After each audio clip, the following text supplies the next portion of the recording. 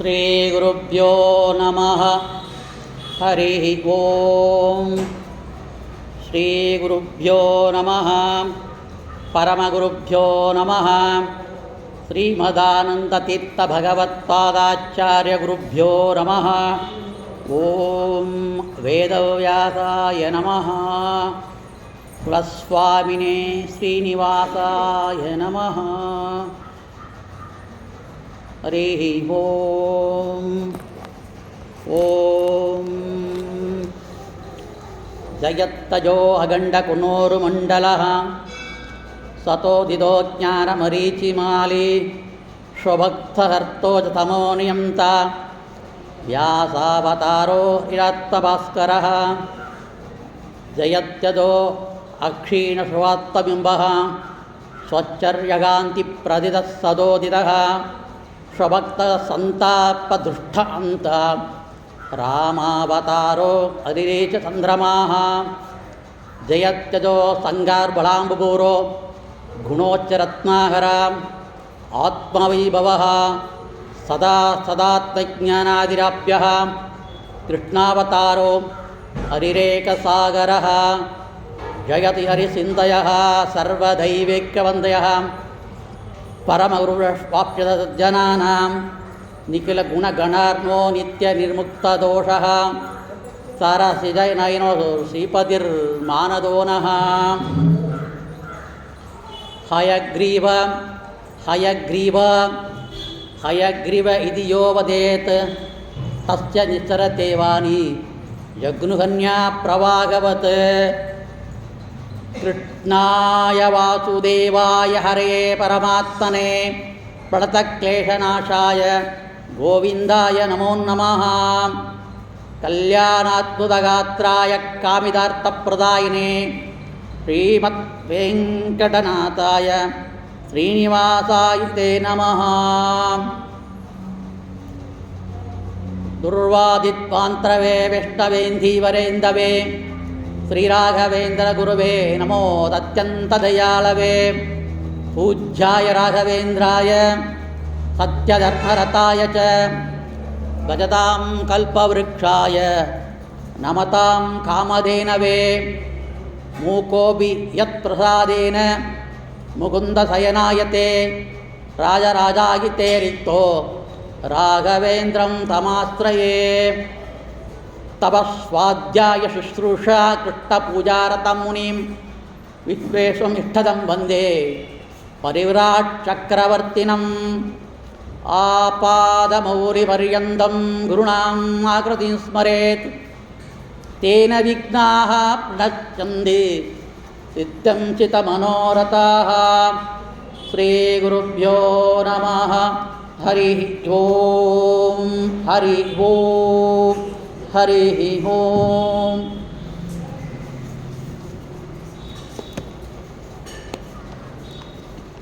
ಇವತ್ತಿನಿಂದ ಪ್ರಾರಂಭ ಮಾಡಿಕೊಂಡು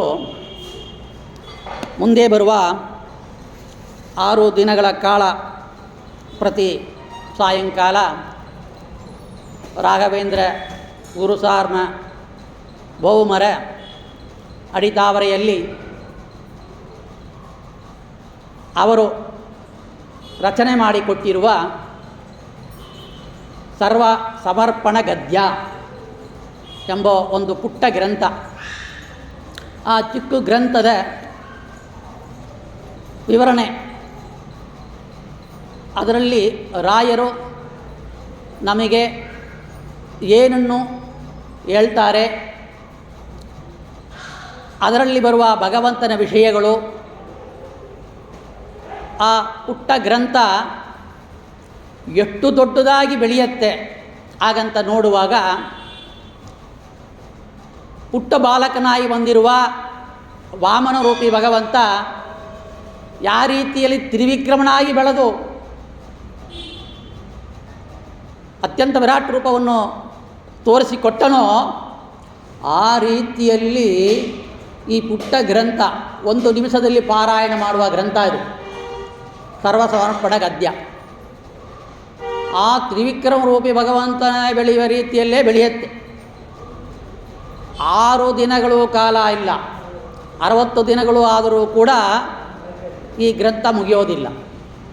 ಅಷ್ಟು ದೊಡ್ಡ ಮಹತ್ವವಾಗಿರುವ ಗ್ರಂಥ ಈ ಸರ್ವ ಸಮರ್ಪಣ ಗದ್ಯ. ಹೌದು, ಇದರಲ್ಲಿ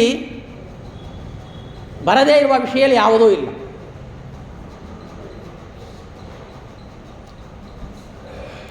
ರಾಯರ ಮಹಿಮೆಯೇ ಹೀಗೆ. ಅತ್ಯಂತ ದೊಡ್ಡದಾಗಿರುವ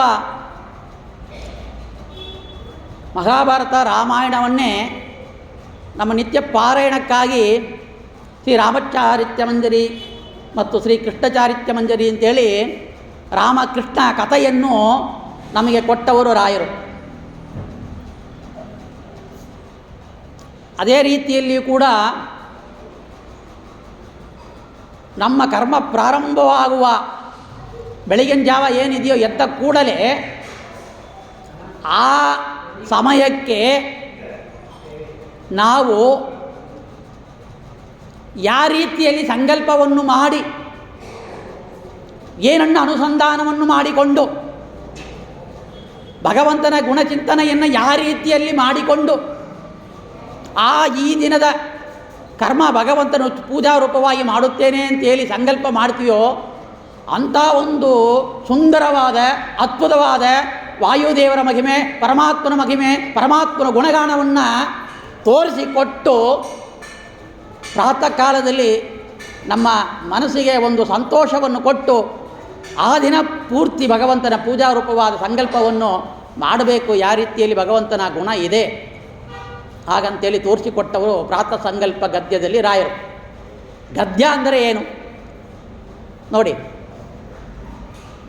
ಅಗ್ಗಜು ಸಾಮ ಅಥರ್ವಣ ವೇದದಿಂದ ನಾವು ಭಗವಂತನ ಕೊಂಡಾಡ್ತೀವಿ. ನಿತ್ಯ ಕೂಡ ಮಠಗಳಲ್ಲಿ ಅಖಿಲಾಂಡಕೋಟಿ ಬ್ರಹ್ಮಾಂಡ ನಾಯಕ ಸೀತಾಪತಿ ರಾಮಚಂದ್ರ ಬಹುಪರಾಕ್, ರಾಘವೇಂದ್ರ ಗುರುವಾಂತರ ಭಾರತೀಯ ಮುಖ್ಯ ಪ್ರಾಣ ಸೀತಾಪತಿ ರಾಮಚಂದ್ರ ಬಹುಪರಾಕ್, ಋಗ್ವೇದ ಸೇವ ಪ್ರಿಯ ಋಗ್ವೇದ ಸೇವ ಮಹಾರಾಜ, ಯಜುರ್ವೇದ ಪ್ರಿಯ ಯಜುರ್ವೇದ ಸೇವ ಮವಧಾರ್ಯ ಹಾಗಂತ ಪ್ರಾರಂಭ ಮಾಡಿಕೊಂಡು ಪುರಾಣ ಸೇವಾ, ಸಂಗೀತ ಸೇವಾ, ತತ್ಶಾಸ್ತ್ರ ಸೇವಾ, ವಾದ್ಯ ಸೇವಾ, ಇಂಥ ಒಂದು ಸೇವೆಯನ್ನು ನಾವು ಅಲ್ಪಕಾಲದಲ್ಲಿ ಕೆಲವು ಮಂತ್ರದಿಂದ ಕೆಲವು ಶ್ಲೋಕದಿಂದ ಹೇಳ್ತಾ ಇದ್ವಿ. ಅದರಲ್ಲಿ ಗದ್ಯ ಸೇವಾ ಪ್ರಿಯ ಗದ್ಯ ಸೇವಾ ಮವಧಾರ್ಯ ಅಂತ ನಿನ್ನೆಯ ತನಕ ನಾವು ರಾಯರ ಒಂದು ಸಪ್ತ ಉತ್ಸವವನ್ನು ಮಾಡ್ತೀವಿ. 7 ದಿನಗಳ ಕಾಲ ಪಟ್ಟಾಭಿಷೇಕ ಪ್ರಾರಂಭ ಮಾಡಿಕೊಂಡು ಇಂದ ನಿನ್ನೆ ಸಪ್ತಮಿ ತನಕ ರಾಯರ ಹುಟ್ಟಿದ ದಿನ ನಿನ್ನೆ. ಇಂಥದ್ದು ಆ ಪರ್ವಕಾಲದಲ್ಲಿಯೂ ಇನ್ನೂ ಅವ್ರ ಉತ್ಸವ ನಿತ್ಯ ಉತ್ಸವ ಆಗ್ತಾನೇ ಇದೆ.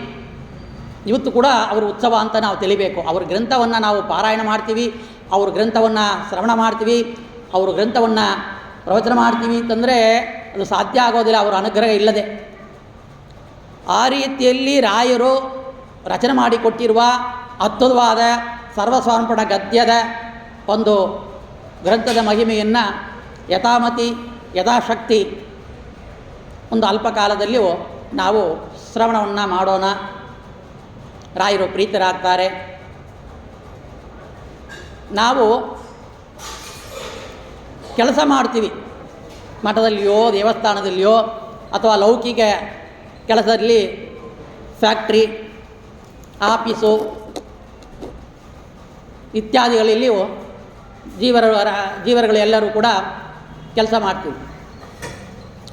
ಕೆಲಸ ಮಾಡಿದ ಮೇಲೆ ಎಂಟ್ರೆನ್ಸ್ ಇತ್ತು. ಎಂಟ್ರೆನ್ಸು ಆ ಎಂಟ್ರೆನ್ಸ್ನಲ್ಲಿ ಆ ಕಂಪ್ರೆಷನ್ ಇವಾಗೆಲ್ಲ ಆ ಕಾಲದಲ್ಲಿ ಲಾಗು ಎಲ್ಲ ಬರಿತಾಯಿದ್ರು, ಸ್ಕೈಬರ್ ಆಗ್ತಾಯಿದ್ರು, ಸೈನ್ ಮಾಡ್ತಾಯಿದ್ರು. ಇವಾಗೆಲ್ಲ ಕಂಪ್ಯೂಟರ್ ಬಂದಿದೆ. ತಂಪ್ ಇಂಪ್ರೆಷನ್, ಫೋಟೋ ಇಂಪ್ರೆಷನ್, ಮುಖವನ್ನು ತೋರಿಸ್ತಾರೆ, ಕಣ್ಣನ್ನು ತೋರಿಸ್ತಾರೆ, ಎಲ್ಲ ಹೊರಡ ಹೋಗ್ತಾರೆ. ಎಂಟ್ರಿ ಆಗಬೇಕು. ಎಂಟ್ರಿ ಆದರೆ ಅವತ್ತಿನ ಪ್ರಕಾರ ಸಂಬಳ ಕೆಲಸ ಮಾಡಿದ್ದಾನ ಅಂತ. ಕೆಲಸ ಮಾಡ್ತಾ ಇರುವಾಗಲೇ ಲಾಗ್ ಏನು ನಾವು ಅವತ್ತಿನ ಕೆಲಸ ಏನು ಮಾಡಿದ್ದೀವಿ ಹಾಗಂತೇಳಿ ಒಂದು ಲಾಗ್ ಬುಕ್ಕಲ್ಲಿ ನಾವು ಬರೆಯುತ್ತೀವಿ. ಇಲ್ಲಿ ಅಥವಾ ಯಜಮಾನರು ಹೇಳೋ ಕೆಲಸವನ್ನು ಅವತ್ತು ಮಾಡಿ ಮುಗಿಸಿ ಬರ್ತಾ ಇರ್ತೀವಿ. ಆ ರೀತಿಯಲ್ಲಿ ನಾವು ಸಮರ್ಪಣೆಯನ್ನು ಮಾಡಿದರೆ ಮಾತ್ರವೇ ನಮಗೆ ಸಂಬಳ ಬರುತ್ತೆ, ನಾವು ಜೀವನ ಮಾಡೋಕ್ಕೆ ಸಾಧ್ಯ. ಏನೇನು ಕರ್ಮ ಮಾಡ್ತಾ ಇದ್ದೀವಿ ಅಲ್ವಾ, ಇಷ್ಟು ಕರ್ಮ ಮಾಡ್ತಾ ಇದ್ದೀವಿ. ಅನಾದಿ ಕಾಲದಿಂದ ಜೀವ ಅನಂತ ಜನ್ಮಗಳಲ್ಲಿಯೂ ಕೂಡ ಕರ್ಮ ಮಾಡ್ತಾನೇ ಬರ್ತಾ ಇದ್ದೀವಿ. ಈ ಕರ್ಮಗಳನ್ನು ಒಪ್ಪಿಸಬೇಕಲ್ವ, ಅಟೆಂಡೆನ್ಸ್ ಹಾಕಿದ್ದೀವಿ, ಹುಟ್ಟಿದ್ದೀವಿ, ಅಟೆಂಡೆನ್ಸ್ ಹಾಕಿತು. ಕರ್ಮವನ್ನು ಒಪ್ಪಿಸೋದೇ ಇಲ್ಲ ಅಂದರೆ ಹೇಗೆ? ಆ ಕರ್ಮ ಯಾರಿಗೆ ಒಪ್ಪಿಸೋದು? ಯಜಮಾನಿಗೆ ಒಪ್ಪಿಸ್ತೀವಿ. ಇಡೀ ಅಖಿಲಾಂಡ ಕೋಟಿ ಬ್ರಹ್ಮಾಂಡ ನಾಯಕನಾಗಿರುವ ಸೃಷ್ಟಿ ಸ್ಥಿತಿ ಪಾಲನ ಲಯವನ್ನು ಮಾಡುವ, ನಮ್ಮನ್ನು ಸೃಷ್ಟಿ ಮಾಡಿ ನಮ್ಮ ಒಳಗಡೆಯಿಂದ ಕರ್ಮವನ್ನು ಮಾಡುವ ಭಗವಂತನಿಗೆ ನಾವು ಒಪ್ಪಿಸಬೇಕು. ಭಗವದ್ಗೀತೆಯಲ್ಲಿ ಕೃಷ್ಣ ಪರಮಾತ್ಮ ಹೇಳಿರುವ ವಿಷಯನೇ ಅರ್ಜುನನಿಗೆ, ಯತ್ಕ್ರೋಸಿ ಯದನ್ಯಾಸಿ ಯಜ್ಜೋಸಿ ಯತ್ತಪಸ್ಯಸಿ ಕೌಂತೇಯ ತತ್ಕೃಷು ಮದರ್ಪಣಂ. ನನಗೆ ಕೊಡು, ನೀನು ಏನು ತಪಸ್ಸು ಮಾಡ್ತೀಯೋ, ಏನು ಪೂಜೆ ಮಾಡ್ತೀಯೋ, ಏನು ದಾನ ಮಾಡ್ತೀಯೋ, ಏನು ಹೋಮ ಮಾಡ್ತೀಯೋ, ಯಜ್ಞ ಮಾಡ್ತೀಯೋ, ಏನೇನು ಕರ್ಮಗಳು ಮಾಡಿರೋ ಕೂಡ ಅದನ್ನು ನನಗೆ ಒಪ್ಪಿಸು ಹಾಗಂದು ಕೇಳಿರೋದು. ಯಾರಿಗೂ ಒಪ್ಪಿಸೋದಿಲ್ಲ, ಯಾರು ಕೇಳ್ತಾರೋ ಅವರಿಗೆ ಕೊಡಬೇಕು. ನನಗೆ ಕೊಡು ಅಂತ ಕೇಳಿದರೆ ಕೇಳೋನು ಯಾರು? ಸರ್ವೋತ್ತಮವಾದ ಭಗವಂತ, ಅವನಿಗೆ ಒಪ್ಪಿಸಬೇಕು, ಯಾರಿಗೂ ಒಪ್ಪಿಸೋದಿಲ್ಲ.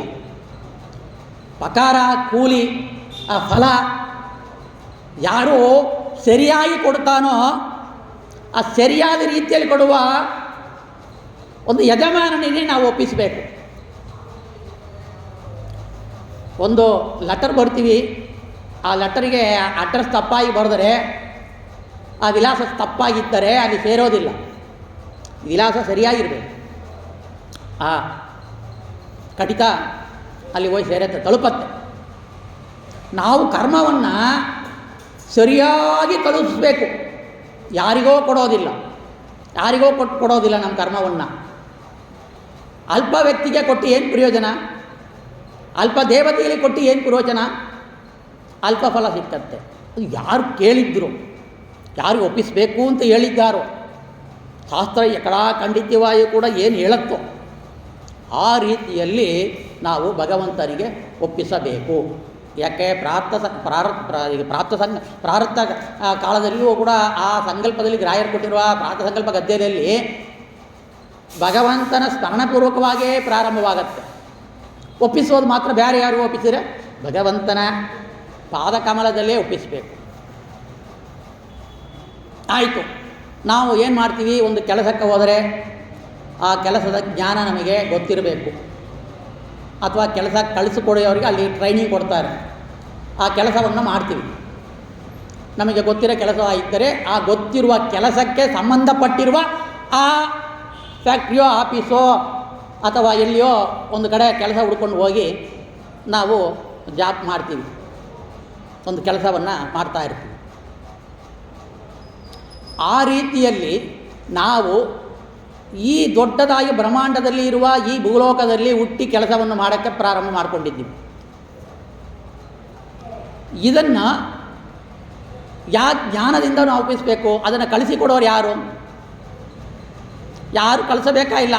ಹುಡ್ತೀವಿ, ಅಳ್ತೀವಿ, ಅಮ್ಮ ಹಸಿವೆ ಮಗುಗೆ ಅಂತ ಹಾಲು ಕುಡಿಸ್ತಾಳೆ, ಅನ್ನ ಉಣಿಸ್ತಾಳೆ, ಮಗು ಬೆಳೆಯುತ್ತೆ, ಯೌವನದಲ್ಲಿ ಮದುವೆ ಮಾಡ್ಕೊತಾನ, ಆಮೇಲೆ ಮಕ್ಕಳು ಅಡಿತಾನ, ಆ ಹೆಂಡತಿ ಮಕ್ಕಳಿಗೆ ಕಾಪಾಡೋಕ್ಕೆ ಅವನ ಕೆಲಸಕ್ಕೆ ಹೋಗ್ತಾನ, ಮತ್ತು ರಿಟೈರ್ಮೆಂಟ್ ಆಗುತ್ತೆ, ಆಮೇಲೆ ಏನೋ ಜೀವನ ಮಾಡ್ತಾನ ಕಷ್ಟ ಬಿದ್ದು, ಒಂದಿನ ಸಾವು ಬರುತ್ತೆ. ಈ ರೀತಿಯಲ್ಲಿ ಎಲ್ಲರೂ ಕೂಡ ಈ ಅಧ್ಯಾತ್ಮ ವಿಷಯದಲ್ಲಿ, ಅದು ಕಲಿಯುಗದಲ್ಲಿ, ವಿಶೇಷವಾಗಿ ಕಲಿಯುಗದಲ್ಲಿ ಎಲ್ಲರೂ ಮಾಡುವ ಕೆಲಸ ನೋಡಿದರೆ ಎಲ್ಲ ಲೌಕಿಕ ಕೆಲಸವಾಗೇ ಇದೆ ಅಲ್ವಾ. ಇದರಲ್ಲಿ ನಾವು ಏನು ಪೂಜೆ ಮಾಡೋದು, ಏನು ಪುನಸ್ಕಾರ ಮಾಡೋದು, ಯಾವ ಕರ್ಮವನ್ನು ಒಪ್ಪಿಸೋದು, ಮಾಡುವ ಲೌಕಿಕ ಕೆಲಸವು ಎಲ್ಲವೂ ಕೂಡ ಭಗವಂತನ ಪೂಜಾ ರೂಪವಾಗಕ್ಕೆ ಸಾಧ್ಯವಾ ಅಂತ ಹೇಳಿದರೆ ಭಗವಂತ ಹೇಳ್ತಾನ, ನೀನು ಏನೇನು ಮಾಡ್ತೀಯೋ ಅದನ್ನು ಒಪ್ಪಿಸು ಅಂತ. ನೀನು ಏನೇ ಕೆಲಸ ಮಾಡೋದು ಒಪ್ಪಿಸು ಅಂತ ಅರ್ಥ. ಅದಕ್ಕೆ ಇಲ್ಲಲ್ಲ ನಾವು ಮಾಡೋದೇನೋ ಲೌಕಿಕ ಕೆಲಸ, ಅಯ್ಯೋ ಹೆಚ್ಚು ಹೆಂಡತಿ ಮಕ್ಕಳ ಕಾಪಾಡೋಕ್ಕೆ 1000 ಸುಳ್ಳಿಯಲ್ಲಿ ಏನೋ ಕೆಲಸ ಮಾಡಿಕೊಂಡು, ಏನೋ ಭ್ರಷ್ಟಾಚಾರ ಮಾಡಿಕೊಂಡು, ಪಾಪಕರ್ಮಗಳು ಪುಣ್ಯಕರ್ಮಗಳು ಎಲ್ಲ ಮಾಡಿಕೊಂಡು ರಾಯರತ್ರಿ ಬಂದು, ಸ್ವಾಮಿ ಹೆಂಡತಿ ಚೆನ್ನಾಗಿರ್ಬೇಕು, ಮಕ್ಕಳು ಚೆನ್ನಾಗಿರಬೇಕು, ಕಾರ್ ಬೇಕು, ಬಂಗ್ಲಾ ಬೇಕು, ಅದು ಬೇಕು, ಇದು ಬೇಕು ಅಂತ ಕೇಳೋದೇ ಆಯಿತು ನಮ್ಮ ಕೆಲಸ. ಈ ಕೇಳಿ ಕೇಳಿ ನಾವು ಪಡೆದು ಮಾಡಿ ಏನೋ ಒಂದಿನ ಹೋಗ್ತೀವಿ ಮೇಲೆ ಎಲ್ಲಿ ಹೋಗ್ತೀವೋ ಗೊತ್ತಿಲ್ಲ, ನಾಳೆಗೆ ಏನು ಕರ್ಮ ಮಾಡ್ತೀವೋ ಗೊತ್ತಿಲ್ಲ, ನಾಳೆಗೆ ಇರ್ತೀವೋ ಇಲ್ಲವೋ ಅಂತ ಗೊತ್ತಿಲ್ಲ. ಈ ರೀತಿಯಲ್ಲಿ ನಾವು ಮಾಡುವ ಎಲ್ಲ ಕರ್ಮಗಳು ಕೂಡ ಭಗವಂತನ ಪೂಜಾ ರೂಪವೇ ಆಗಿದೆ. ಹಾಗಂತ ಹೇಳಿ ಒಂದು ಅನುಸಂಧಾನದಿಂದ ಭಗವಂತನ ಸ್ವಾತಂತ್ರ್ಯವನ್ನು ತಿಳಿದು ನಾವು ಜ್ಞಾನಪೂರ್ವಕವಾಗಿ ಆ ಕರ್ಮಗಳನ್ನು ಭಕ್ತಿಪೂರ್ವಕವಾಗಿ ಭಗವಂತನ ಚರಣಾರವಿಂದಗಳಲ್ಲಿ ಅರ್ಪಿಸುವಾಗ ಅದು ಭಗವಂತನ ಪೂಜಾ ರೂಪವೇ ಆಗತ್ತೆ. ಇದರಲ್ಲಿ ಎಲ್ಲೂ ಕಾಲಷ್ಟು ಡೌಟ್ ಬೇಡ. ಯಾಕಂದರೆ ನಮಗೆ ಸ್ವತಂತ್ರ ಇಲ್ಲ. ನಮ್ಮ ಪ್ರಾರಬ್ಧ ಕರ್ಮಕ್ಕೆ ಅನುಗುಣವಾದ ಕರ್ಮವನ್ನು ಭಗವಂತ ನಮ್ಮ ಒಳಗಡೆ ಬಿಂಬರೂಪವಾಗಿದ್ದುಕೊಂಡು ಮಾಡುವ ಕರ್ಮವನ್ನೇ ನಾವು ಅಸ್ವತಂತ್ರವಾಗಿ ಮಾಡೋದ್ರಿಂದ ಮಾಡಿದವನಿಗೆ ಎಲ್ಲ ಸೇರಬೇಕು. ಅದಕ್ಕೆ ಭಗವಂತನ ಬಿಂಬರೂಪಿ ಭಗವಂತನಾದ ಭಗವಂತನಿಗೆ ಸರ್ವ ಕರ್ಮಗಳನ್ನು ಕೂಡ ಸಮರ್ಪಣೆಯನ್ನು ಮಾಡಬೇಕು. ಹಾಗಂತೇಳಿ ತೋರಿಸ್ಕೊಡ್ತಾ ಇದ್ದಾರೆ.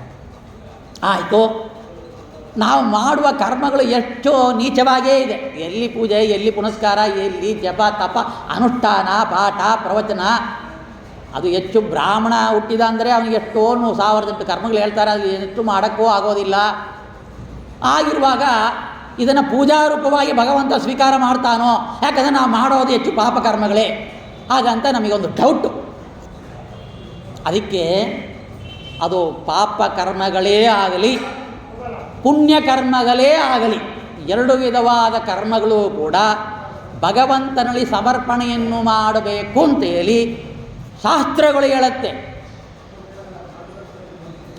ಹರಿಕಥಾಂಸ ಸಾರದಲ್ಲಿ ಕೂಡ ಜಗನ್ನಾಥದಾಸರು ಸರ್ವ ಸಮರ್ಪಣ ಸಂಧಿಯಲ್ಲಿ ಈ ವಿಷಯವನ್ನು ಹೇಳ್ತಾರೆ. ಪಾಪ ಪುಣ್ಯ ಎರಡು ಕರ್ಮವನ್ನು ಕೂಡ ಭಗವಂತನಿಗೆ ಅರ್ಪಿಸಬೇಕು ಹಾಗಂತ.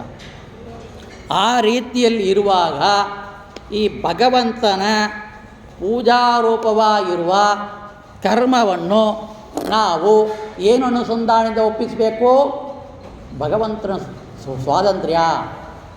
ತತ್ವಸಂಖ್ಯಾನದಲ್ಲಿ ತತ್ವವೇಕದಲ್ಲಿ ಕೂಡ ಇದನ್ನು ಹೇಳ್ತಾರೆ. ತತ್ವಸಂಖ್ಯಾನದಲ್ಲಿ ಸ್ವತಂತ್ರೋ ಭಗವಾನ್ ವಿಷ್ಣು ಆಗಂತ ಸ್ವತಂತ್ರಂ ಅಸ್ವತಂತ್ರಚ್ಚ ದ್ವಿತೀಯಂ ತತ್ವಮಿಷತೆ ಸ್ವತಂತ್ರೋ ಭಗವಾನ್ ವಿಷ್ಣು ಭಾವೋ ದ್ವಿತೀಯೇತರತ್ ಹಾಗಂತೇಳಿ ಪ್ರಾರಂಭವಾದ. ಸ್ವತಂತ್ರ ಅಂತೇಳಿ ಮಂಗಳಾಚರಣೆಯಲ್ಲೇ ಮಾಡಿಲ್ಲ, ಸ್ವತಂತ್ರ ಅಂತ ಗ್ರಂಥದಲ್ಲಿ ಹೇಳಿದ್ದಾರೆ. ಅಂದರೆ ಆ ಸ್ವತಂತ್ರ ಎಂಬ ಒಂದು ಪದವೇ ಪರಮ ಮಂಗಳವಾಗಿರೋದು ಅಂತೇಳಿ ನಮ್ಮ ಆಚಾರ್ಯ ನಿರ್ಮಾಣ ಮಾಡ್ತಾ ಇದ್ದಾರೆ, ಮಧ್ವಾಚಾರ್ಯ ಆ ಗ್ರಂಥದಲ್ಲಿ. ಆ ರೀತಿಯಲ್ಲಿ ಸ್ವತಂತ್ರಕರ್ತ ಇರುವ ನಮ್ಮನ್ನು ಸೃಷ್ಟಿಗೆ ತಗೊಂಡು ನಮ್ಮ ಒಳಗಡೆಯಿಂದ ಕರ್ಮವನ್ನು ಮಾಡ್ತಾ ಇರುವ ಭಗವಂತನಲ್ಲಿ ಕರ್ಮವನ್ನು ಒಪ್ಪಿಸೋದೇ ಅದು ಸರ್ವ ಸಮರ್ಪಣೆ ಆಗತ್ತೆ. ಸರ್ವ ಅಂತ ಯಾಕೆ ಹೆಸರಿಟ್ಟಿದ್ದಾರೆ? ಸರ್ವದಲ್ಲಿಯೂ ಅದು ಪಾಪವೇ ಆಗಲಿ ಪುಣ್ಯವೇ ಆಗಲಿ ಅದು ಕರ್ಮ ನಾವು ಭಗವಂತನಿಗೆ ಒಪ್ಪಿಸಬೇಕು. ಆಯಿತು, ನಮಗೆ ಪರಮ ಮುಖ್ಯವಾದದ್ದು ಯಾವುದು? ತತ್ವಜ್ಞಾನ ಪಡೆದ ಮೇಲೆ ಜ್ಞಾನಭಕ್ತಿ ವೈರಾಗ್ಯ, ಜ್ಞಾನಭಕ್ತಿ ವೈರಾಗ್ಯದಿಂದ ಜ್ಞಾನ ಸಂಪಾದನೆಯಿಂದ ಶ್ರವಣವನ್ನು ನಿಧಿಧ್ಯಾಸ ರೂಪವಾದ ಜಿಜ್ಞಾಸೆ, ಮತ್ತು ಜಿಜ್ಞಾಸೆಯಿಂದ ಭಗವಂತನ ಪ್ರಸಾದದಿಂದ ಮೋಕ್ಷ. ಆ ಮೋಕ್ಷವೇ ಪರಮ ಮುಖ್ಯವಾದ ಫಲ. ಅಮುಖ್ಯವಾದ ಫಲ ಈ ಲೌಕಿಕ ವಿಷಯಗಳು. ಅದು ಎರಡೂ ಕೂಡ ನಮಗೆ ಪಡಿಬೇಕಾಗಿದ್ದರೆ ಭಗವಂತನ ಪಾದಾರವಿಂದಗಳಲ್ಲಿ ಭಕ್ತಿಪೂರ್ವಕವಾಗಿ ಜ್ಞಾನಪೂರ್ವಕವಾಗಿ ನಮ್ಮ ಕರ್ಮಗಳು ಎಲ್ಲವೂ ಕೂಡ ಸಮರ್ಪಣೆ ಆಗಲೇಬೇಕು. ಸಮರ್ಪಣೆ ಮಾಡಿಲ್ಲ ಅಂದರೆ, ಅಟೆಂಡೆನ್ಸ್ ಹಾಕಿಲ್ಲ ಇದ್ದರೆ, ಆಫೀಸಲ್ಲಿ ಅಟೆಂಡೆನ್ಸ್ಲಿ ನಾವು ಎಂಟ್ರಿ ಆಗಿಲ್ಲ, ಲಾಗ್ ಬುಕ್ ಬರೆದಿಲ್ಲ, ಅದು ಏನೇ ತಗೊಳ್ಳಿ ಅವ ಬಂದಿಲ್ಲ ಅಂತ ಅರ್ಥ. ಆ ಕರ್ಮ ಅವ ಮಾಡೇ ಇಲ್ಲ ಅಂತ ಅರ್ಥ ಆಗಿಬಿಡುತ್ತೆ. ಅವನಿಗೆ ಪಗಾರ ಇಲ್ಲ, ಸಂಬಳ ಇಲ್ಲ, ಇನ್ಕ್ರಿಮೆಂಟ್ ಇಲ್ಲ, PF ಇಲ್ಲ, ಯಾವುದೂ ಇಲ್ಲ. ಲೌಕಿಕವೇ ಇಷ್ಟಿರುವಾಗ ಇಂಥ ಭಗವಂತನ ಅದ್ಭುತವಾದ ಮೋಕ್ಷಕ್ಕೆ ನಾವು ಈ ಕಟ್ಟವನ್ನು ಬಿಟ್ಟು ಮೋಕ್ಷಕ್ಕೆ ಹೋಗಬೇಕಾಗಿದ್ದರೆ ಆ ಭಗವಂತ ಯಾವ ರೂಪದಲ್ಲಿ ನಮ್ಮ ಒಳಗಡೆ ಇದ್ದುಕೊಂಡು ನಾವು ಮಾಡುವ ಕರ್ಮವನ್ನು ಮಾಡ್ತಾ ಇದ್ದಾನೆ. ಯಾಕಂದರೆ ನಮಗೆ ನೋಡ್ರಿ, ಕಾಯೇನ ವಾಚ ಮನಸೇಂದ್ರಿಯರ್ವ ಬುದ್ಧ್ಯಾತ್ಮನವ ಪ್ರಕೃತಿ ಸ್ವಭಾವತ್ ಕರೋಮಿ ಯತ್ತತ್ ಸಕಲಂ ಪರಸ್ಮೈ ಶ್ರೀಮನ್ನಾರಾಯಣಾಯೇತಿ ಸಮರ್ಪಯಾಮಿ. ಇಷ್ಟೇ ನಾವು ಹೇಳ್ತೀವಿ. ಒಂದು ಪ್ರವಚನ ಮುಗಿದ ಮೇಲೆ ಅಥವಾ ಸಾಯಂಕಾಲ ಮಲಗುವಾಗ, ರಾತ್ರಿ ಮಲಗುವಾಗ, ಕರ್ಮ ಎಲ್ಲ ಮುಗಿಸುವಾಗ, ಹೋಮ ಮುಗಿಸುವಾಗ, ದಾನ ಧರ್ಮ ಮಾಡುವಾಗ, ಕಾಯ ವಾಚ ಮನಸ ನಮಗೆ ಗೊತ್ತಿದೆ. ಬುದ್ಧಿ ಆತ್ಮ ಇದರಿಂದ ಮಾಡುವ ಎಲ್ಲ ಕರ್ಮಗಳು ಕೂಡ ಶ್ರೀಕೃಷ್ಣ ಅರ್ಪಣ ಮಸ್ತೋ ಹಾಗಂತ ಹೇಳ್ತೀವಿ. ಕೃಷ್ಣನಿಗೆ ಸಮರ್ಪಣೆ ಮಾಡ್ತೀವಿ, ಹೌದು. ಆದರೆ ಅದಕ್ಕೆ ಮುಂಚಿತವಾಗಿ ಕಾಯ ಅಂದರೆ ಏನು? ನಮ್ಮ ದೇಹ, ವಾಚ ವಾಕ್, ಮನಸ್ಸು ಗೊತ್ತಿದೆ. ಆ ಮನಸ್ಸು ಸೂಕ್ಷ್ಮವಾದ ಮನಸ್ಸು, ಇಂದ್ರಿಯ. ಬುದ್ಧಿಪೂರ್ವಕವಾಗಿ ಮಾಡಬೇಕು ಅಂತ ಹೇಳ್ತೀವಿ, ಬುದ್ಧಿ ಇರಬೇಕು ಅಂತ. ಬುದ್ಧಿ ಆತ್ಮಾನಾವ ಪ್ರಕೃತಿ, ಈ ಪ್ರಕೃತಿ ಸ್ವಭಾವದಿಂದ, ಈ ಸೇರ್ಕೆಯಿಂದ, ಈ ಜಡಪ್ರಪಂಚದ ಒಂದು ಕಾರಣದಿಂದ ಮತ್ತು ಭಗವಂತನಿಂದ. ಆತ್ಮ ಅಂದರೆ ಜೀವ, ಎರಡೂ ಇದೆ. ಸ್ವತಂತ್ರವಾದ ಪರಮಾತ್ಮನಿಂದ ಅಸ್ವತಂತ್ರವಾದ ಜೀವಾತ್ಮ ಮಾಡುವ ಕಾಯ ವಾಚ ಮನಸ ಬುದ್ಧಿ ಆತ್ಮನಿಂದ ಮಾಡುವ ಎಲ್ಲ ಕರ್ಮಗಳು ಕೂಡ ಭಗವಂತನಿಗೆ ಒಪ್ಪಿಸ್ತೀವಿ. ಹಾಗಂದರೆ ಕಾಯದಲ್ಲಿರುವ ಭಗವಂತನ ರೂಪ ಯಾವುದು? ನಮ್ಮ ವಾಕಿನಲ್ಲಿರುವ ಭಗವಂತನ ರೂಪ ಯಾವುದು? ನಮ್ಮ ಮನಸ್ಸಲ್ಲಿರುವ, ಕಾಯದಿಂದ ಇರುವ, ದೇಹದಲ್ಲಿರುವ, ಬುದ್ಧಿಯಲ್ಲಿರುವ, ಆತ್ಮಲ್ಲಿರುವ ಈ ಪ್ರಕೃತಿ ದಶೆಯಿಂದ ಇರುವ ಭಗವಂತನ ರೂಪಗಳು ಯಾವ್ಯಾವು? ಯಾವ ರೂಪದಿಂದ ಇದು ಇದ್ದುಕೊಂಡು ಅದು ಜಡಪ್ರಪಂಚದ ಹೊರಗಡೆಯೇ ಆಗಲಿ, ಜಡವಾದ ದೇಹದಲ್ಲಿರುವ ಈ ದೇಹದ ಕಾರ್ಯವಾಗಲಿ, ಎಲ್ಲರಿಗೂ ಗೊತ್ತಿರುವಂತೆ ಪಂಚ ಕರ್ಮೇಂದ್ರಿಯಗಳು, ಪಂಚ ಜ್ಞಾನೇಂದ್ರಿಯಗಳು ಮತ್ತು ಬುದ್ಧಿ ಮನಸ್ಸು ಇಂದ್ರಿಯಗಳು. ಅದೇ ಕಣ್ಣು, ಕಿವಿ, ಮೂಗು, ಬಾಯಿ, ನಾಲಿಗೆ, ಒಂದೊಂದು ಪಂಚ ಕರ್ಮೇಂದ್ರಿಯಗಳು, ಪಂಚ ಜ್ಞಾನೇಂದ್ರಿಯಗಳು. 5 ಜ್ಞಾನೇಂದ್ರಿಯಗಳಿಂದ ಜ್ಞಾನವನ್ನು ಪಡಿತೀವಿ. ಕಣ್ಣಿಂದ ನೋಡೋದು, ಮೂಗಿಂದ ಶ್ವಾಸ ಮಾಡೋದು, ಏನು ಒಂದು ಕಂಪು ಮತ್ತು ದುರ್ವಾಸನೆ ಇದನ್ನು ಕಂಡಿಡ್ತೀವಿ, ಶ್ವಾಸೋಚ್ಛ್ವಾಸ ಮಾಡ್ತೀವಿ. ನಾಲಿಗೆಯಿಂದ ರುಚಿ, ಉಪ್ಪು ಖಾರ ಹುಳಿ ಅಂತ ಏನು ಚಟ್ ರುಚಿಗಳಿದೆ ಅದು. ಮಾತು, ವಾಕಿಂದ ಮಾತಾಡ್ತೀವಿ. ಕಿವಿಯಿಂದ ಕೇಳ್ತಾ ಇದ್ದೀರಿ, ನಾನು ಬಾಯಿಯಿಂದ ಪ್ರವಚನ ಕೊಡ್ತಾ ಇದ್ದೀನಿ.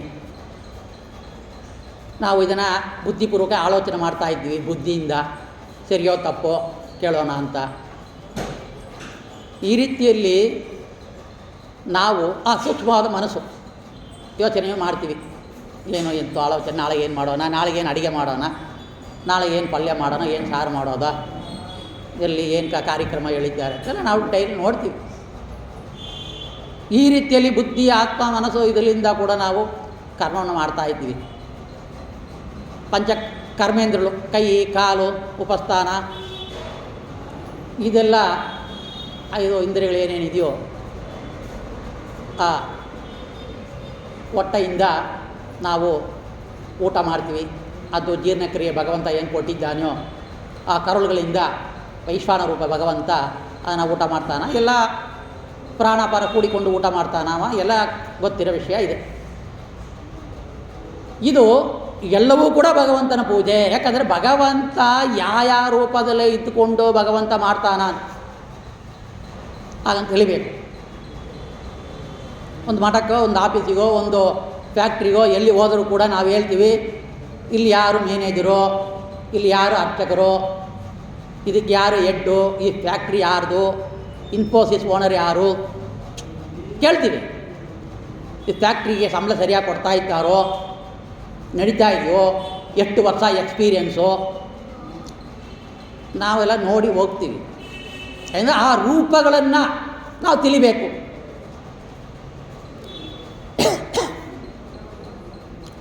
ಅಡಿಗೆವ್ರನ್ನ ತಿಳಿತೀವಿ, ಅವರೇ ಮ್ಯಾನೇಜರ್ದು ಹೋಗಿ ಮಾತಾಡ್ತೀವಿ. ನಮಗೆ ಬೇರೆ ಕೆಲಸ ಆಗಬೇಕಂದ್ರೆ, ಅಡುಗೆ ಕೆಲಸ ಆಗಬೇಕಂದ್ರೆ ಅಡಿಗೆವ್ರ ತಿಳಿ ಮಾತಾಡಬೇಕು.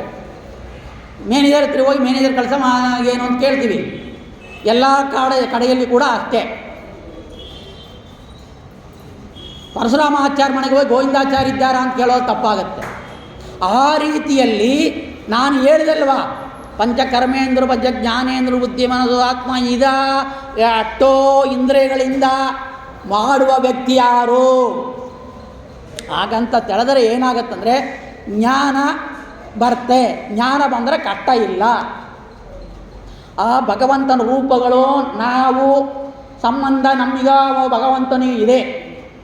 ಎಷ್ಟು ಭಗವಂತ ಕಾರುಣ್ಯದಿಂದ ಸೃಷ್ಟಿಕರ್ತ ಭಗವಂತ ಸುಮ್ಮನ ಶ್ವೇತತ್ವ ಅನಂತಾಸನ ವೈಕುಂಠ ಅಲ್ಲಿ ಆನಂದವಾಗಿರ್ಬೋದು. ಅವ ಸೃಷ್ಟಿ ಮಾಡಿ ಮತ್ತು ಬ್ರಹ್ಮನಲ್ಲಿ ಮತ್ತು ದೇವರಲ್ಲಿ ಎಲ್ಲರಿಗೂ ಕೂಡ ಎಲ್ಲ ಇದ ಕರ್ಮ ಮಾಡ್ತಾ ಇದ್ದಾನೆ. ಆನಂದಮಯವಾಗಿದ್ದಾನೆ ಭಗವಂತ. ಅವನಿಗೆ ಈ ಸೃಷ್ಟಿ ಕಾರ್ಯ ಎಲ್ಲ ಬೇಕಾಗಿಲ್ಲ. ಆದರೂ ಕೂಡ ಜೀವ ಉದ್ಧಾರ ಆಗಲಿ, ಇಂಥ ಅನಂತ ಜನ್ಮದಲ್ಲಿ ಸತ್ತು ಬೆಂದು ಮತ್ತು ಹುಟ್ಟಿ ಮತ್ತು ಸತ್ತು ಮತ್ತು ಹುಟ್ಟಿ ಮತ್ತು ಸತ್ತೋಗಿ ಕಟ್ಟ ಬೀಳ್ತಾ ಇದ್ದಾನ ಪಾಪ. ಇವ ನಮ್ಮಲ್ಲಿ ಸೇರಿಸ್ಕೊಳ್ಳೋಣ ಅಂಥೇಳಿ ಆ ಜ್ಞಾನವನ್ನು ಯಾರು ಭಗವಂತನ ನೋಡಿದರೋ, ತಮ್ಮ ದೇಹದಲ್ಲಿ ಯಾರು ಇಂಥ ರೂಪವನ್ನು ನೋಡಿದರೋ ಅವರು ಹೇಳುವ ವಿಷಯಗಳು ಋಗ್ಗಾದಿ ವೇದಗಳು. ಭಗವಂತನ ವಿಷಯವನ್ನು ಹೇಳೋದು ಪುರಾಣಗಳು, ಇತಿಹಾಸಗಳು, ಭಗವಂತನ ಕಥಾರೂಪವಾದ ಪುರಾಣಗಳು, ಶಾಸ್ತ್ರಗಳು, ಸುಧಾದಿ ಗ್ರಂಥಗಳು, ಆಚಾರ್ಯ ಕೊಟ್ಟ ಗ್ರಂಥಗಳು. ಆ ರೀತಿಯಲ್ಲಿ ಭಗವಂತನನ್ನು ತನ್ನ ದೇಹದಲ್ಲಿ ನೋಡಿರುವ ವ್ಯಕ್ತಿ ಮಾತ್ರವೇ ಇಂಥ ರೂಪಗಳು ಭಗವಂತನಲ್ಲಿ ಇವೆ ಹಾಗಂತೇಳಿ ನಾವು ತೋರಿಸಿಕೊಡೋಕ್ಕೆ ಸಾಧ್ಯ. ನಾವು ಓದ್ತೀವಿ ಕಣ್ಣಲ್ಲಿ ಕಪಿಲರೂಪ ಭಗವಂತ ಇದ್ದಾನ, ವಿಶ್ವರೂಪ ಭಗವಂತನ, ತೇಜಸ್ವರೂಪ, ಪ್ರಾಜ್ಞರೂಪ, ಆತ್ಮ, ಅಂತರಾತ್ಮ, ಪರಮಾತ್ಮ, ಹೊಟ್ಟೆಯಲ್ಲಿ ವೈಶ್ವಾನರ, ಅನುರುದ್ಧ, ಪ್ರತಿಮ, ಸಂಘರ್ಷ, ಇದು ಲಕ್ಷ ರೂಪ ಇದೆ ನಮ್ಮ ದೇಹದಲ್ಲಿ. ಅತ್ತ ಪುಟ್ಟ ದೇಹದಲ್ಲಿಯೂ ಕೂಡ ಲಕ್ಷಾಂತರ ರೂಪಗಳು ಭಗವಂತನ ರೂಪಗಳಿವೆ, ಅನಂತ ರೂಪಗಳೂ ಇದೆ. ಚಿಂತನೆ ಮಾಡಬೇಕು. ಅದರಲ್ಲಿ ಮುಖ್ಯವಾದ ಕರ್ಮವನ್ನು ಮಾಡಿಸುವ ಭಗವಂತನ ರೂಪಗಳನ್ನು ನಾವು ತಿಳಿದರೆ ನಮ್ಮ ಕರ್ಮಗಳು ಪೂಜಾರೂಪವಾಗಿ ಆಗತ್ತೆ.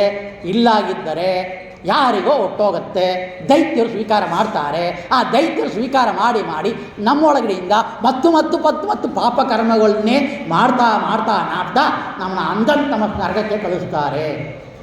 ಆಗ ನಾವು ಭಗವಂತನ ಭಕ್ತರು ನರಕಕ್ಕೆ ಅಂಧಂತಮಸಿಗೆ ಹೋಗಬಾರ್ದು, ಅಜ್ಞಾನದಿಂದ ನೆರಳಾಡಬಾರ್ದು, ಮತ್ತು ಹುಟ್ಟಿ ಸಾಯಬಾರ್ದು ಅಂತೇಳಿ ಇಂಥ ಮಘಾನುಭಾವರಂಥ ರಾಯರು ಅವರು ಕಂಡುಕೊಂಡ, ಅವರು ನೋಡಿದ, ಗ್ರಂಥದಲ್ಲಿ ನೋಡಿದ, ಅವರು ಪುರಾಣಗಳಲ್ಲಿ ನೋಡಿರುವ ಭಗವಂತನ ರೂಪಗಳನ್ನು ತನ್ನ ಒಳಗಡೆ ಜಪರೂಪವಾಗಿ ಧ್ಯಾನರೂಪವಾಗಿ ಮಾಡಿರುವ ಕರ್ಮಜ ದೇವತಾ ಇರುವ ಸಂಕರ್ಣ ರೂಪದಿಂದ ನಮಗೆ ಅವತಾರಭೂತರಾಗಿ ಬಂದಿರೋದ್ರಿಂದ ಭೂಲೋಕಕ್ಕೆ ಅವರು ನೀಡಿರುವ ಈ ಗ್ರಂಥ ಸ್ಪಷ್ಟವಾಗಿದೆ, ಶಾಸ್ತ್ರೋಕ್ತವಾಗಿದೆ, ಅಧ್ಯಯನಕ್ಕೆ ಸರಿಯಾಗಿದೆ. ಇದನ್ನು ಪಾಠ ಪ್ರವಚನ ಮಾಡಲೇಬೇಕು, ಕೇಳಲೇಬೇಕು ಅಂತೇಳಿ ನಾವು ಸಾಧನೆಯನ್ನು ಮಾಡ್ತಾ ಈ ಗ್ರಂಥವನ್ನು ಪ್ರಾರಂಭ ಮಾಡೋಣ. ಇನ್ನೂ ತುಂಬ ವಿಷಯಗಳಿದೆ ಕರ್ಮದ ಬಗ್ಗೆ, ಎಷ್ಟಾಗತ್ತೋ ಅಷ್ಟು ನೋಡೋಣ. ಏನು ಅರ್ಥ? ಕರ್ಮವನ್ನು ಮಾಡುವ ಭಗವಂತನ ರೂಪಗಳನ್ನು ಜ್ಞಾನವನ್ನು ಪಡೆದು ಆ ಕರ್ಮಗಳಲ್ಲಿ ಆ ಭಗವಂತನಲ್ಲಿರುವ ವಾಯುದೇವರ ಅಂತರ್ಯಾಮಿರುವ ಆ ಭಗವಂತನ ರೂಪಕ್ಕೆ ನಾವು ನಮ್ಮ ಕರ್ಮಗಳನ್ನ ಸಮರ್ಪಣೆಯನ್ನು ಮಾಡುವಾಗ ಅದರಲ್ಲಿ ದೋಷ ಇದ್ದರೂ, ಪಾಪಗಳೇ ಇದ್ದರೂ, ಅಜ್ಞಾನಗಳೇ ಇದ್ದರೂ, ಮನಸ್ಸಲ್ಲಿಯೋ ಮಾತಲ್ಲಿಯೋ ವಾಚದಲ್ಲಿಯೋ ಕೂಡ ಅದರಲ್ಲಿ ಏನೋ ಒಂದು ದೋಷ ತುಂಬಿದ್ದರೂ ಕೂಡ ಆ ದೋಷಗಳು ನಿವಾರಣೆಯಾಗಿ ಭಗವಂತ ಸ್ವೀಕಾರ ಮಾಡ್ತಾನ. ಈ ಮಕ್ಕಳು ಪುಟ್ಟ ಗಡಿಗೆ ಇಟ್ಕೊಂಡು ಅಡಿಗೆಯನ್ನು ಮಾಡಿ ಅದು ಭಗವಂತ ನೈವೇದ್ಯ ಮಾಡಿ ಕೃಷ್ಣಾರ್ಪಣ ಮಸ್ತು ಅಂತ ಹೇಳ್ತಾರೆ. ಏನೋ ಆಟ. ಆದರೂ ಕೂಡ ಮನೆಯಲ್ಲಿ ಅದನ್ನು ನೈವೇದ್ಯ ಮಾಡುವನ್ನು ನೋಡಿರುವಾಗ ಆ ಭಗವಂತ ಆ ಪುಟ್ಟ ಬಾಲಕರು ಕೊಟ್ಟಿರುವ ನೈವೇದ್ಯವನ್ನು ಕೂಡ ಸ್ವೀಕಾರ ಮಾಡ್ತಾನಂತೆ ಮಾನಸಿಕವಾಗಿ. ಅವ್ರು ಕೊಟ್ಟಿರೋ ಮಾನಸಿಕವಾದ ಆಟದಿಂದ ಬೇಕು ಅಂಥ ಕಾರುಣ್ಯ ಭಗವಂತ ನಾವು ಮಾಡುವ ಪಾಪ ಪುಣ್ಯ ಕರ್ಮಗಳನ್ನು ಕ್ಷಮಾರೂಪದಲ್ಲಿ ಪಾಪಕರ್ಮವನ್ನು ಪುಣ್ಯರೂಪವಾದಲ್ಲಿ ನೀನೇ ಮಾಡಿದ ಸ್ವತಂತ್ರ ಅಂತೇಳಿ ಅವನಿಗೆ ಒಪ್ಪಿಸುವಾಗ ಆ ಭಗವಂತ ನಮಗೆ ಜ್ಞಾನವನ್ನು ಹೆಚ್ಚು ಮಾಡಿಕೊಟ್ಟು ಅವನ ಜೊತೆಯಲ್ಲಿಯೇ ಇರುವಂತೆ ಮೋಕ್ಷಕ್ಕೆ ಕರೆದುಕೊಂಡು ಹೋಗ್ತಾನ ಅಂತೇಳಿ ಶಾಸ್ತ್ರ ಇರೋದ್ರಿಂದ ಆ ಭಗವಂತನ ಪೂಜಾರೂಪವಾದ ಕರ್ಮವನ್ನು ನಾವು ಮಾಡಲೇಬೇಕು. ಇದರಲ್ಲಿ ಎರಡು ವಿಭಾಗ ಇದೆ. ಒಂದು ಪುಣ್ಯ ಕರ್ಮಗಳ ಸಮರ್ಪಣೆಯನ್ನು ಮಾಡಬೇಕು. ಯಾಕಂದರೆ ಪಾಪಕರ್ಮಗಳು ಹೆಚ್ಚು ಮಾಡ್ತಾ ಅಯ್ಯೋ ಭಗವಂತ ಏನೋ ಒಂದು ಏನು ಹೇಳಿದ್ರು ತಿಂತಾನ, ಏನು ಕೊಟ್ಟರು ತಿಂತಾನ, ಏನು ಕೊಟ್ಟರು ಸ್ವೀಕಾರ ಮಾಡ್ತಾನ, ಅಯ್ಯೋ ನಾವು ಮಾಡೋದೇ ಪಾಪ ತಗೋ ಹಾಗಂತೇಳಿ ಒಂದು ಕೊಟ್ಬಿಟ್ರೆ ಅದು ಭಗವಂತ ಸ್ವೀಕಾರ ಮಾಡಿ. ಯಾಕಂದರೆ ಅವ ಪುಣ್ಯ ಭಕ್ತರು, ಜ್ಞಾನ ಭಕ್ತರು, ಜ್ಞಾನ ಸ್ವರೂಪಿ. ಅಂದರೆ ಪುಣ್ಯವನ್ನು ಅಭಿವೃದ್ಧಿ ಮಾಡಿಕೊಡುವಂತೆ ಪಾಪವನ್ನು ಅಭಿವೃದ್ಧಿ ಮಾಡಿಕೊಟ್ಟು ಹೆಚ್ಚು ನರಕಕ್ಕಾಗ್ತಾನ? ಅನುಸಂಧಾನ ಇಲ್ಲದೇ ಮಾಡುವ, ಬೇಕಂತವೇ ಮಾಡುವ, ಅಯ್ಯೋ ನನ್ನ ಸ್ವಭಾವವೇ ಇದು ನೀನು ಸ್ವೀಕಾರ ಮಾಡ್ಕೋ ಅಂತ ಹೇಳಿ ಕಾಟಾಚಾರಕ್ಕೆ ಒಪ್ಪಿದರೆ ಅದು ಭಗವಂತನ ಪಾಪಕರ್ಮಗಳು ಕೂಡ ಪೂಜೆ ರೂಪ ಆಗೋದಿಲ್ಲ. ಪಾಪಕರ್ಮಗಳು ಕೂಡ ಪಾಪಕರ್ಮಗಳೇ ಸೇರುತ್ತೆ. ಆ ರೀತಿಯಲ್ಲಿ ಪಾಪಕರ್ಮಗಳು ಮಾಡೋರು ಯಾರು, ಪುಣ್ಯಕರ್ಮಗಳು ಮಾಡೋರು ಯಾರು? ಪಾಪಕರ್ಮಗಳನ್ನ ಏನೋ ಒಂದು ಅನುಸಂಧಾನದಿಂದ ನಾವು ಭಗವಂತನಿಗೆ ಒಪ್ಪಿಸಬೇಕು, ಪುಣ್ಯಕರ್ಮವನ್ನು ಏನೋ ಒಂದು ಅನುಸಂಧಾನದಿಂದ ಭಗವಂತನಿಗೆ ಒಪ್ಪಿಸಬೇಕು. ಆಗಂತೇಳಿ ಒಂದು ಜ್ಞಾನವನ್ನು ಪಡೆದರೆ ಮಾತ್ರವೇ ಈ ಎರಡು ವಿಧವಾದ ಕರ್ಮಗಳು ಭಗವಂತನ ಪೂಜಾ ರೂಪವೇ ಆಗತ್ತೆ. ಪ್ರಾರಂಭವಾಗ್ತಾ ಇದೆ ಸರ್ವಸಂಪೂರ್ಣ ಗದ್ಯ. ರಾಯರನ್ನ ಶರಣ ಮಾಡಿಕೊಂಡು ಕೇಳೋಣ. ಜಾಗ್ರತೆ ಸ್ವಪ್ನ ಶ್ರುತ್ಯಾಖ್ಯ ಅವಸ್ಥಾತ್ ತ್ರಯನಿಯಾಮಕ ಮದಂತರ್ಯಾಮಿ ಮುಖ್ಯ ಪ್ರಾಣಾಂತರ್ಗತ ವಿಶ್ವ ತೈಜಸ ಪ್ರಾಜ್ಞಾತ್ಮಕ ಹಾಗಂತೇಳಿ ಒಂದು ಪ್ರಾರಂಭ. ಈ ಗದ್ಯ ಅಂದರೆ ನಿಲ್ಲಬಾರದು. ಗಂಗಾ ಪ್ರವಾಹ ಯಾವ ಹೋಗ್ತಾ ಇದೆಯೋ ಇದು ಫುಲ್ ಸ್ಟಾಪ್ ಇಲ್ಲ. ಗಂಗಾ ಪ್ರವಾಹ ಯಾವ ಹರಿತಾ ಇದೆಯೋ ಆ ಹರಿತಾ ಇರುವ ರೀತಿಯಲ್ಲಿ ಗದ್ಯ. ಮತ್ಸ್ಯಕೂರ್ಮಾದಿ ದಶವತಾರ ಗದ್ಯವೂ ಮಾಡಿದ್ದಾರೆ. ಅಪ್ರೋಕ್ತ ಜ್ಞಾನಿಗಳು, ದೇವತೆಗಳು, ಆಚಾರ್ಯರು ಮತ್ತು ರಾಯರು, ಎಷ್ಟೋ ಮಹಾನುಭಾವರು ಗದ್ಯವಾದ ರೂಪ ಗದ್ಯವನ್ನು ಬರೆದು ಭಗವಂತನ ಕೊಂಡಾಡ್ತಾ ಇದ್ದಾರೆ. ನಾವು ಅರ್ಥವನ್ನು ಹೇಳೋದ್ರಿಂದ ಇದನ್ನು ಈ ರೀತಿಯಲ್ಲಿ ಒಂದೊಂದು ಶ್ಲೋಕಕ್ಕೆ ಅರ್ಥ ಮಾಡಬೇಕಲ್ಲ, ನಿಲ್ಲಿಸೋಣ. ಯಾಕಂದರೆ ಭಗವಂತನ ವಿಷಯವನ್ನು ಅಲ್ಲಿ ಜ್ಞಾನವನ್ನು ಕೊಡಬೇಕಾಗಿದೆ. ನಮಗೆ ಕರ್ಮಗಳು ಯಾವ ಇಂದ್ರಿಯಗಳಿಂದ ನೋಡಿದ್ವಿ, ಯಾವ ರೀತಿಯಲ್ಲಿ ಕರ್ಮಗಳು ಅಂತ ನೋಡಿದ್ವಿ. ಈ ಕರ್ಮಗಳು ಎಲ್ಲವೂ ಕೂಡ ಮೂರು ವಿಧವಾದ ಜೀವರ ಅವಸ್ಥೆ ಏನಿದೆಯೋ ಈ ಮೂರು ವಿಧವಾಗಿರುವ ಜೀವರ ಅವಸ್ಥೆಯಲ್ಲಿ ನಡೀತಾ ಇದೆ. ಏನು ಹೇಳ್ತಾ ಇದ್ದಾರೆ ರಾಯರು?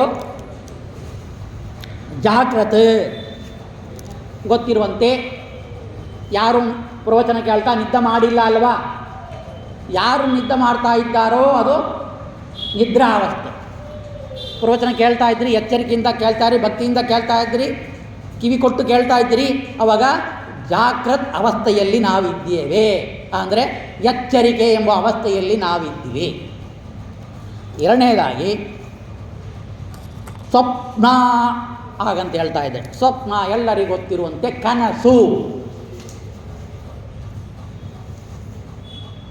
ಇವಾಗನೇ ರಾತ್ರಿ ಆಯಿತು, ಫಲಾರ ಊಟ ಆಗುತ್ತೆ 9:30 ಗಂಟೆ, ಒಂದು 10 ಗಂಟೆ. ಈಗ ಮೊಬೈಲು ಗಿಮೈಲು ಅದು ಇದು ಟಿ ವಿ ಸೀರಿಯಲು ಎಲ್ಲ ಇರೋದ್ರಿಂದ ಮಲಗಕ್ಕೆ 10-10:30 ಆ ಕಾಲದಲ್ಲಿ 9 ಗಂಟೆ ಮಲಗ್ತಾ ಇದ್ದರು. ಇವಾಗ 10-10:30 ಆದರೂ ಮಕ್ಕಳು ಮಲಗೋದಿಲ್ಲ, ದೊಡ್ಡವರು ಮಲಗೋದಿಲ್ಲ, ಹೇಳೋದು 9 ಗಂಟೆ ಆಗುತ್ತೆ. ಆ ರೀತಿಯಲ್ಲಿ ನಾವು ಏನೋ ಒಂದು ಕರ್ಮವನ್ನು ಮುಗಿಸಿ ಭಗವಂತನಿಗೆ ಒಪ್ಪಿಸೋ ನಾವು ಹೇಳ್ತಾ ಇದ್ದೀವಿ. ಆ ದಿನದ ಕರ್ಮವನ್ನು ಒಪ್ಪಿಸಿ ಅಂತ ಒಪ್ಪಿಸೋದು ಅಜ್ಞಾನದಿಂದ ಮಲಗುತ್ತೀವಿ, ಅದು ಪೂಜಾ ರೂಪ ಆಗೋದಿಲ್ಲ. ಆ ಒಪ್ಪಿಸೋದು, ಆ ಮಲಗೋಕ್ಕೆ ಮುಂಚೆ ಎಷ್ಟು ಕಟ್ಟ ಬಿದ್ದು ಕೆಲಸ ಮಾಡಿ ಆಗಲಿ, ಅವನಿಗೆ ನಿದ್ದೆ ಕಣ್ಣು ಅತಿ ನಿದ್ರೆ ಬರ್ತಾ ಇರಲಿ, ಆದರೂ ಕೂಡ ಕೆಲವರಿಗೆ ದೊಡ್ಡ ಕನಸು ಬೀಳುತ್ತೆ. 1 ಅವರು, ಹಾಫ್ ಅನ್ ಅವರು, ಅರ್ಧ ತಾಸು, ಕಾಲು ತಾಸು ನಿದ್ದೆ ಬರೋದಿಲ್ಲ, ದೇವರು ಕೊಡೋದೇ ಇಲ್ಲ. ಮತ್ತು ಕೆಲವರಿಗೆ ಈಗ ಮಲ್ಕೊಂಡ ಗೊರಕೆ ಹೊಡಿತು ನಿದ್ದೆ ಮಾಡ್ತಾ ಇದ್ದಾನಪ್ಪ ಅಂತ. ಆ ರೀತಿಯಲ್ಲಿ ಕೂಡಲೇ ಮಲಗಿದರೂ ಕೂಡ ಕೆಲವು ಸೆಕೆಂಡು, 1 ನಿಮಿಷ 2 ನಿಮಿಷ ಕಾಲಕ್ಕೆ ಸ್ವಪ್ನವನ್ನು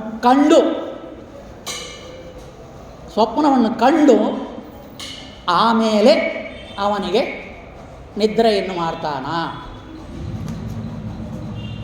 ಆಯಿತಾ? ಆಮೇಲೆ ಹೇಳ್ತಾ ಇದ್ದರೆ ಸುಷುಪ್ತಿ ಹಾಗಂತೆ. 3ನೇದು ಅವಸ್ಥೆ ಸುಷುಪ್ತಿ. ನಮಗೆ ಮಲ್ಕೊಂಡಿದ್ದೀವಿ, ಗಾಢವಾದ್ರೆ ನಿದ್ದೆ ಬರುತ್ತೆ. 10:30 ಒಳ್ಳೆ ನಿದ್ದೆ ಬಂತು. 10 ಗಂಟೆಗೆ ಮಲ್ಕೊಂಡ, 10:30 ತನಕ ಕನಸು ಬಿತ್ತು, ಸ್ವಪ್ನ ಅವಸ್ಥೆ ಆಯಿತು. 10:30ಯಿಂದ 4:30, 5, 6 ಏನು ಅವನಿಗೆ ಪ್ರಾರಬ್ಧ ಇರ್ತೋ ಅಷ್ಟು ತನಕ ನಿದ್ದೆ ಮಾಡ್ತಾನೆ. ನಿದ್ದೆ ಮಾಡುವಾಗ ಹೇಳ್ತಾನೆ, ಎದ್ದ ಕೂಡಲೇ ಇಷ್ಟು ಕಾಲ ತನಕ ನಾನು ಚೆನ್ನಾಗಿ ನಿದ್ದೆ ಮಾಡಿದೆ ಹಾಗಂತ ಒಂದು ಅನುಭವ ಬರುತ್ತೆ. ಕೆಟ್ಟ ಕನಸು ಬಿದ್ದಿಲ್ಲ, ಯಾರೂ ಜಾಂಗಟ ಬಾರಿಸಿಲ್ಲ, ಬೆಳಿಗ್ಗೆ ಎದ್ದೇಳಿ ಅಂತ ಯಾರು ಎಬ್ಬಿಸಿಲ್ಲ. ನಾನಾಗೆ ಎದ್ದೆ, ಅಪ್ಪ ಒಳ್ಳೆ ನಿದ್ದೆ ಆಯಿತು, ಇವತ್ತು ಚೆನ್ನಾಗಿರುತ್ತೆ, ಆರೋಗ್ಯವಾಗಿದ್ದೀನಿ ಹಾಗಂತ ಹೇಳ್ತಾನೆ.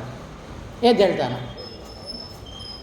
ಈ ಸುಷುಪ್ತಿ ಅವಸ್ಥೆ ಏನಿದೆಯೋ ಅದು ಅಜ್ಞಾನಪೂರ್ವಕವಾಗಿದೆ. ಯಾಕಂದರೆ ಅವನಿಗೆ ಪ್ರಪಂಚದ ಜ್ಞಾನ ಆ ಜೀವರಿಗೆ ಇಲ್ಲ. ಗಾಢವಾದ ನಿದ್ರೆ. ಈ ರೀತಿಯಲ್ಲಿ ನಮ್ಮ ಕರ್ಮ ಇದೆ. ಒಂದು, ಎಚ್ಚರಿಕೆಯಿಂದ ಎದ್ದ ಕೂಡಲೇ ಮಾಡುವ ಎಲ್ಲ ಕರ್ಮಗಳು. ಎರಡನೇದು, ಸ್ವಪ್ನಾವಸ್ಥೆಯಲ್ಲಿ ಕಾಣುವ ಪ್ರಪಂಚ, ಸ್ವಪ್ನ ಪ್ರಪಂಚ. ಮೂರನೇದಾಗಿ ಗಾಢವಾದ ನಿದ್ರೆ. ಈ ರೀತಿಯಲ್ಲಿ 3 ಅವಸ್ಥೆಗಳಲ್ಲಿಯೂ ಕೂಡ ಭಗವಂತ 3 ರೂಪದಲ್ಲಿ ಇದ್ದಾನ ಹಾಗಂತ ಹೇಳಿ ನಾವು ತಿಳಿಬೇಕು. ನಾವು ಪೀಠಿಕೆಯಲ್ಲಿ ಹೇಳಿದೆ ಇಲ್ವಾ, ಯಾವ ಕರ್ಮವನ್ನು ಯಾರು ಮಾಡ್ತಾ ಇದ್ದಾರೆ ಅಂತ ನಾವು ತಿಳಿದರೆ ಮಾತ್ರವೇ ಅವರನ್ನು ಭೇಟಿಯಾಗಕ್ಕೆ ಸಾಧ್ಯ, ನಮ್ಮ ಕೆಲಸವನ್ನು ಸಾಧನ ಮಾಡೋಕ್ಕೆ ಸಾಧ್ಯ. ಯಾರಲ್ಲಿಯೋ ಹೋಗಿ ಏನೋ ಕೆಲಸವನ್ನು ಕೊಟ್ಟು ಬಂದರೆ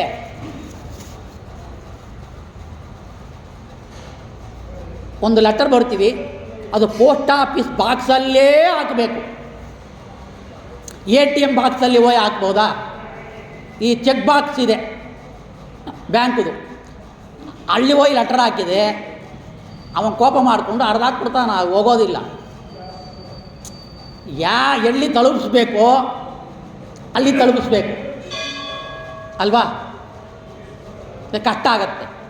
ಆ ರೀತಿಯಲ್ಲಿ ಯಾವ ಕರ್ಮವನ್ನು ಯಾವ ರೂಪದಿಂದ, ಯಾವ ಸ್ಥಾನದಿಂದ, ಎಲ್ಲಿಂದ, ಯಾವ ರೀತಿಯಲ್ಲಿ ಭಗವಂತ ಮಾಡ್ತಾ ಇದ್ದಾನ ಅಂತ ತಿಳಿದರೆ ಆ ಭಗವಂತನ ಮೂರ್ತಿಗಳು ನಮಗೆ ಅನುಗ್ರಹ ಮುಖೋನಾಗಿ ನಮಗೆ ಅನುಗ್ರಹ ಮಾಡುವ, ಆಶೀರ್ವಾದ ಮಾಡುವ, ನಮ್ಮ ಕರ್ಮವನ್ನು ಸಫಲಗೊಳಿಸುವ, ನಮ್ಮ ಕರ್ಮವನ್ನು ಪೂಜಾ ರೂಪದಲ್ಲಿ ಸ್ವೀಕಾರ ಮಾಡುವ ರೀತಿಯಲ್ಲಿ ಭಗವಂತ ಮಾಡ್ಕೊತಾನ. ಯಾಕಂತ ಹೇಳಿದರೆ ನಾವು ಪ್ರಪಂಚದಲ್ಲಿ ಏನು ಪ್ರಾಕ್ಟಿಕಲ್ ಅನುಭವ ಇದೆಯೋ ಆ ಅನುಭವ ಶಾಸ್ತ್ರ ಹೇಳಿಯ ರೂಪದಲ್ಲಿ ನಾವು ಕರ್ಮವನ್ನು ಮಾಡಿ ಒಪ್ಪಿಸಬೇಕಾಗತ್ತೆ. ಈ 3ನೇ ಅವಸ್ಥೆ ಬಿಟ್ಟು ಏನೇನಿದೆಯಾ? 4ನೇ ಅವಸ್ಥೆ ಇದೆ. ಉಪನಿಷತ್ತು ಹೇಳ್ತಾ ಇದೆ, ವೇದಮಂತ್ರ ಹೇಳ್ತಾ ಇದೆ, ಶಾಸ್ತ್ರ ಪುರಾಣ ಎಲ್ಲಲ್ಲಿ ಕೂಡ 4ನೇ ಅವಸ್ಥೆ ಇದೆ. ಅದು ಎಲ್ಲವನ್ನು ಬಿಟ್ಟಿರುವ ಆನಂದಮಯವಾಗಿರುವ ಮೋಕ್ಷ ಅವಸ್ಥೆ. ಅಲ್ಲಿ ನಾವು ತಲುಪಿಲ್ಲ ಇನ್ನು. ಈ 3 ಅವಸ್ಥೆಯಲ್ಲಿ ಇದ್ವಿ. ಅದಕ್ಕೆ ಈ 3 ರೂಪಗಳ ಭಗವಂತನ ರಾಯರು ಇಲ್ಲಿ ಗದ್ಯದಲ್ಲಿ ಹೇಳ್ತಾ ಇದ್ದಾರೆ, ವರ್ಣ ಮಾಡ್ತಾ ಇದ್ದಾರೆ. ಹೇಳ್ತಾ ಇದ್ದಾರೆ, ಜಾಗ್ರತ್ ಸ್ವಪ್ನ ಸುಷುಪ್ ಆಖ್ಯಾವಸ್ಥಾ ತ್ರಯ ನಿಯಾಮಕ. ಈ 3 ರೂಪಗಳಲ್ಲಿಯೂ ಕೂಡ ನಿಯಾಮಕನಾಗಿರುವ ಮದಂತರ್ಯಾಮಿ ಮಮ ನನ್ನ ಅಂತರ್ಯಾಮಿ ಮುಖ್ಯ ಪ್ರಾಣ ಅಂತರ್ಗತ ನನ್ನ ಅಂತರ್ಯಾಮಿಯಾಗಿರುವ ಮುಖ್ಯ ಪ್ರಾಣನಲ್ಲಿ ಅಂತರ್ಗತನಾಗಿರುವ ಮುಖ್ಯ ಪ್ರಾಣಾಂತರ್ಗತ. ನಮ್ಮ ಸಿದ್ಧಾಂತವೇ ಇದು. ಮುಖ್ಯ ಪ್ರಾಣನಲ್ಲಿಯೇ ನಾವು ಉಪಾಸನೆ ಮಾಡಬೇಕು. ನಮ್ಮ ಅಂತರ್ಯಾಮಿ ಇರುವ ಮುಖ್ಯ ಪ್ರಾಣನಲ್ಲಿ ಅಂತರ್ಗತನಾಗಿರುವ ವಿಶ್ವ ತೈಜಸ ಪ್ರಾಜ್ಞಾತ್ಮಕ ಅಂತೇಳಿ ಒಂದು ಗದ್ಯದ ಮೊದಲನೇ ಪ್ರಾರಂಭದಲ್ಲಿ 3 ರೂಪವನ್ನು ಹೇಳ್ತಾರೆ. ಈ 3 ರೂಪಗಳನ್ನು ನಾವು ಎಲ್ಲಿದ್ದಾನ ಭಗವಂತ ಇವ?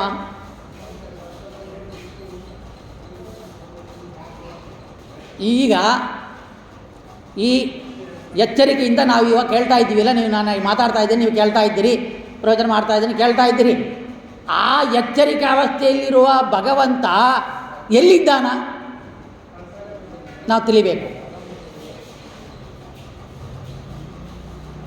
ಒಂದು ಊರಿಗೆ ಹೋಗಬೇಕು, ತಮಿಳ್ನಾಡಲ್ಲಿ ಚೆನ್ನೈ, ಎಲ್ಲಿದೆ ಏನೋ, ಎಲ್ಲಿದೆ, ರೂಟ್ ಯಾವುದು, ಹೋಗಿ ಅಭ್ಯಾಸ ಇದ್ದರೆ ಪರವಾಗಿಲ್ಲ, ಹೊಸ್ತಾಗಿ ಹೋಗ್ತೀವಿ. ಒಬ್ಬ ಫಾರಿನ್ ಹೋಗ್ತಾನ, ಹೋಗಿದ್ದೇ ಇಲ್ಲ, ಫ್ಲೈಟ್ ಹತ್ತಿದ್ದಿಲ್ಲ, ಪಾಪ ಅವನಿಗೇನು ಗೊತ್ತು, ಎಲ್ಲವನ್ನೂ ಕಲಿಬೇಕು, ಎಲ್ಲವನ್ನೂ ತಿಳಿಬೇಕು. ಎಲ್ಲಿ ಹೋಗಬೇಕು, ಏನು ಅಡ್ರು, ಯಾರನ್ನು ನೋಡಬೇಕು, ಎಲ್ಲಿ ಹಾಲ್ಟ್ ಮಾಡಬೇಕು, ಯಾವ ಹೋಟೆಲ್ಲಿ ರೂಮ್ ತಗೊಳ್ಬೇಕು, ಯಾರನ್ನು ಭೇಟಿ ಆಗಬೇಕು, ಎಲ್ಲ ಒಂದು ಚಿಂತನೆ ಮನಸ್ಸಲ್ಲಿ ಆಲೋಚನೆ ಮಾಡ್ತಾ ಇರ್ತಾನೆ. ಅವರನ್ನೇ ಹೋಗಬೇಕು, ಅವನಿಗೆ ಎಲ್ಲಿ ಬುಕ್ ಆಗಿದೆ ಅಲ್ಲೇ ಹೋಗಬೇಕು, ಏನು ಕೆಲಸವೋ ಅಲ್ಲೇ ಹೋಗಬೇಕು. ಆ ಹೋದರೆ ಮಾತ್ರವೇ ಅವನಿಗೆ ಕಾರ್ಯ ಅನುಕೂಲ ಆಗುತ್ತೆ. ಆ ರೀತಿಯಲ್ಲಿ ನಾವು ಎಲ್ಲಿ ತಲುಪಿಸ್ಬೇಕೋ, ಯಾರನ್ನು ನೋಡಬೇಕೋ, ಅದಕ್ಕೆ ರೂಟ್ ಅಂದರೆ ಎಲ್ಲಿ ಇದೆ, ಈ ಭಗವಂತ ಎಲ್ಲಿ ಇದ್ದಾನ, ನಾವು ಭೇಟಿಯಾಗುವ ವ್ಯಕ್ತಿ ಎಲ್ಲಿ ಇದ್ದಾನ, ಹಾಗಂತ ತಿಳಿದ್ರೆ ಮಾತ್ರವೇ ಅವನನ್ನು ಭೇಟಿಯಾಗಕ್ಕೆ ಸಾಧ್ಯ. ಕೆಂಗೇರಿ ಮಠ ಎಲ್ಲಿದೆ ಅಂತೇಳಿ ನಮಗೆ ಗೊತ್ತಿದ್ದರೆ ಕೆಂಗೇರಿ ಮಠ, ರಾಯರ ಮಠಕ್ಕೆ ಬರ್ತೀವಿ. ಗೊತ್ತೇ ಇಲ್ಲ ಇದೆ, ನಾವು ಕೇಳುವ ವ್ಯಕ್ತಿಗೂ ಗೊತ್ತಿಲ್ಲ ಅಂದರೆ ಎಲ್ಲೆಲ್ಲೋ ಸುತ್ತಾಡ್ತಾ ಹೋಗ್ತಾ ಇರ್ತೀವಿ. ತಲುಪೋದು ಕಷ್ಟ ಆಗುತ್ತೆ, ಲೇಟ್ ಆಗುತ್ತೆ, ಆಮೇಲೆ ತಲುಪ್ತೀವಿ. ಅಯ್ಯೋ, ಕೆಲವರು ಬೇಜಾರು ಮಾಡಿಕೊಂಡು ಮಠ ಮುಚ್ಚಿಬಿಟ್ರೋ ಏನೋ, ಟೈಮ್ ಆಯಿತು ಹಾಗಂತ ಕೊಟ್ಟೋಗ್ಬೋದು ಮನೆಗೆ. ಮತ್ತು ನಷ್ಟ ಆಗುತ್ತೆ ರಾಯರ ದರ್ಶನ ಇಲ್ಲಾಗಿ. ಆ ರೀತಿಯಲ್ಲಿ ನಷ್ಟ ಆಗಿಬಿಡುತ್ತೆ ನಮಗೆ. ಏನು ನಷ್ಟ ಆಗುತ್ತೆ? ಕರ್ಮಗಳು ನಷ್ಟ ಆಗುತ್ತೆ. ಅಯ್ಯೋ ಹೋಯ್ತಲ್ಲ, ಫಲ ಬಂದಿರೋದಿಲ್ಲ ಅಲ್ಲ. ಹಾಗೆಂದರೆ ಏನು ಮಾಡಬೇಕು? ಎಲ್ಲಿದ್ದಾನ ಈ ಭಗವಂತ ಹುಡುಕಬೇಕು. ಭಗವಂತ ಬೇಕು, ಭಗವಂತ ಮಾಡಿ ಸಿಗ್ತಾನ. ಹಾಗಂದರೆ ಭಗವಂತ ಎಲ್ಲಿದ್ದಾನ? ಈ ವಿಶ್ವರೂಪಿ ಭಗವಂತ ನಮ್ಮ ಬಲಗಣ್ಣಲ್ಲಿ ವಾಸ ಮಾಡ್ತಾ ಇದ್ದಾನ. ಮಾಂಡುಕೋಪನಿಷತ್ತು, ಆ ಉಪನಿಷತ್ತಿನಲ್ಲಿ ಈ ವಿಶ್ವ ತೈಜಸ ಪ್ರಾಜ್ಞ ರೂಪ ಭಗವಂತನ ಮೂರ್ತಿಗಳನ್ನು ಅತ್ಯಂತ ಸುಂದರವಾಗಿ ಮನ ಮುಟ್ಟುವಂತೆ ನಿತ್ಯ ನಮಗೆ ಉಪಾಸನಾ ರೂಪದಲ್ಲಿ ಕೊಟ್ಟಿದ್ದಾರೆ. ಯಾವ ರೀತಿಯಲ್ಲಿ ಉಪಾಸನೆ ಮಾಡಬೇಕು, ಭಗವಂತ ಯಾವ ರೀತಿಯಲ್ಲಿ ಇದ್ದಾನ, ಅವನ ರೂಪ ಯಾವುದು, ಎಲ್ಲವನ್ನು ಕೂಡ ತಿಳಿಸ್ಕೊಟ್ಟಿದ್ದಾರೆ. ಈ ವಿಶ್ವಂಬರ ಅಂತ ನಾವು ಹೇಳ್ತೀವಿಲ್ವ, ನಾವು ಎಚ್ಚರಿಕೆಯಿಂದ ಇದ್ದೀವಿ. ಆ ಕಣ್ಣಿಂದ ನಾವು ಎಚ್ಚರಿಕೆ ಇದ್ದೀವಿ. ಆ ರೀತಿಯಲ್ಲಿ ಈ ಬಲಕಣ್ಣಲ್ಲಿ ಇರುವ ವಿಶ್ವರೂಪ ಭಗವಂತನನ್ನು ಉಪನಿಷತ್ತು ವರ್ಣನೆ ಮಾಡ್ತಾ ಇದೆ. ಏಕೋನವಿಂಶತಿ ಮುಖಃ ಶಬ್ದಾಂಗ, ಏಕ ಊನ ಒಂದು ಕಡಿಮೆ, ವಿಂಶತಿ ಅಂದರೆ 20, ಒಂದು ಕಡಿಮೆ 20 ಅಂದರೆ 19 ಮುಖ. ಅವನಿಗೆ ಈ ಮುಖಗಳು 19 ಮುಖಗಳಂತೆ. ಶಬ್ದ ಅಂಗಗಳು 4 ಕೈ 2 ಕಾಲು, ಮನುಷ್ಯ ಆಕಾರದ 19 ಮಧ್ಯಮುಖ, ಆನೆ ಮುಖ, ಸೊಂಡಲು ಏನು ಗರ್ಯಮುಖ, ಈ ಕಡೆ ಮತ್ತು ಇತರ ಮುಖಗಳು ಮನುಷ್ಯಾಕಾರದಲ್ಲಿ. ಮಧ್ಯದಲ್ಲಿರುವ ರೂಪ ಮಾತ್ರ ಗಜಮುಖ. ಇದು ವಿಶ್ವಂಬರ. ಏನಪ್ಪ ಇಷ್ಟು ದೊಡ್ಡ ರೂಪ, ಏನೋ 4 ಕೈಗಳು 2 ಕಾಲು 19 ಮುಖಗಳು, ಇಷ್ಟು ದೊಡ್ಡ ಪರಮಾತ್ಮ ಅಲ್ಪವಾಗಿರುವ ಕಣ್ಣಲ್ಲಿ ಇರಕ್ಕೆ ಸಾಧ್ಯವಾ?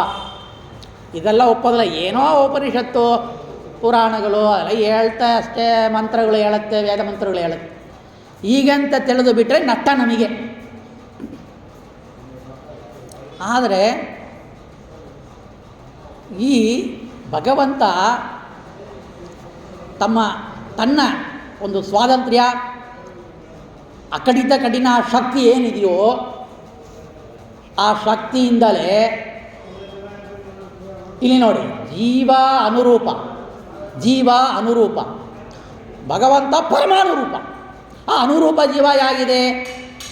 ಜಗನ್ನಾಥದಾಸರು ಹೇಳಿದ್ದಾರೆ ಹರಿನಾಮಸಾರದಲ್ಲಿ ಆ ಕುದುರೆ ಒಂದು ಬಾಲಲ್ಲಿ ಇರುವ ಒಂದು ಕೂದಲು, ಆ ಕೂದಲಿನಿಂದ ಒಂದು ಭಾಗವನ್ನು ಮಾತ್ರ ತಗೊಳ್ತೀವಿ, ಅತ್ಯಂತ ಪುಟ್ಟದಾಗಿರುವ ಅದನ್ನು 100 ವಿಭಾಗ ಮಾಡ್ತೀವಿ, ಮತ್ತು ಅದನ್ನು ಒಂದು ಭಾಗ ತಗೊಂಡು ಮತ್ತು 100 ವಿಭಾಗ ಮಾಡ್ತೀವಿ. ಆ ವಿಭಾಗದಲ್ಲಿಯೂ ಕಣ್ಣಿಗೆ ಕಾಣದೇ ಇರುವ ಅನುರೂಪವಾಗಿರುವ ಅಷ್ಟು ಜೀವಾತ್ಮನ ಅಳತೆ ನೋಡಿ. ಅದು ಆನೆಗೂ ಅಷ್ಟೇ, ಬ್ರಹ್ಮದೇವರಿಗೆ ಅಷ್ಟೇ, ಎಲ್ಲ ದೊಡ್ಡ ದೊಡ್ಡ ಮೃಗ ಪಕ್ಷಿ ಆದರೂ ಸರಿ ಅಥವಾ ಮನುಷ್ಯ ದೇಹದಲ್ಲಿಯೂ ಕೂಡ ಅಷ್ಟೇ. ಈ ಅನುರೂಪವನ್ನು ಇಟ್ಕೊಂಡು ನಾವು ಎಷ್ಟು ಜನ್ಮ ಎತ್ತಿತೀವಿ, ಎಷ್ಟು ಕೆಲಸ ಮಾಡ್ತೀವಿ. ಅನುರೂಪ, ಪರಮಾನುರೂಪ ಭಗವಂತನ ಬಿಟ್ಬಿಡಿ, ಒಳಗೆ ಇದ್ದೇ ಇರ್ತಾನ, ಅವನೇ ಮಾಡ್ತಿಕ್ಕೋದು. ಆದರೆ ಅನುರೂಪವಾದ ನಮಗೆ ಎಷ್ಟು ಕಷ್ಟ, ಎಷ್ಟು ವೇದನೆ, ಎಷ್ಟು ದುಃಖ, ಎಷ್ಟು ಆನಂದ. ಅನುರೂಪವನ್ನು ನಾವು ಒಪ್ಪಲೇಬೇಕು. ಅನುರೂಪದಲ್ಲಿ ನಮ್ಮ ದೇಹದಲ್ಲಿ ದೊಡ್ಡ ದೊಡ್ಡ ದೇಹದಲ್ಲಿ ಪ್ರಾಣದಲ್ಲಿ ಇದ್ದಾನ ಅಂತ ಹೇಳಿದ ಮೇಲೆ ಇಂಥ ಒಂದು ಶಕ್ತಿಯಿಂದ ನಮ್ಮ ಬಾಲಕನಲ್ಲಿ ಇದ್ದಾನ ಅಂತ ಒಂದು ನಂಬಿಕೆ ನಮ್ಮಲ್ಲಿ ಬರಬೇಕು. ಆ ನಂಬಿಕೆ ಇಲ್ಲ ಅಂದರೆ ಶಾಸ್ತ್ರ ಇಲ್ಲ, ಇಲ್ಲಾಂದ್ರೆ ಮೋಕ್ಷ ಇಲ್ಲ. ಆ ಭಗವಂತ ಏನು ಮಾಡ್ತಾನಂದರೆ ನಮಗೆ ಈ ಅವನೇ ಸೃಷ್ಟಿ ಮಾಡಿವ ವಿಶ್ವಂಬರ ಅಂದರೆ ವ್ಯಾಪ್ತನಾಗಿರುವವನು ಭಗವಂತ. ಈ ವ್ಯಾಪ್ತನಾಗಿರುವ ಭಗವಂತನೇ ನಮ್ಮ ಕಣ್ಣಲ್ಲಿ ಪುಟ್ಟದಾಗಿದ್ದಾನ. ಅವ ಇರೋದ್ರಿಂದವೇ ನಾವು ನೋಡ್ತಾ ಇದ್ದೀವಿ. ಈ ಅನುಸಂಧಾನ ಇರಬೇಕು. ಇದೇ ಶಾಸ್ತ್ರ. ನನ್ನ ಕಣ್ಣು ನಾನು ನೋಡ್ತೀನಿ, ಅದು ಜ್ಞಾನ ಇಲ್ಲ. ಯಾಕಂದರೆ ಕಣ್ಣಿದೆ ನೋಡೋಕ್ಕೆ, ಅವನಿಗೆ ಆ ಒಳಗಡೆ ಇರುವ ಪವರ್ ಇರೋದಿಲ್ಲ.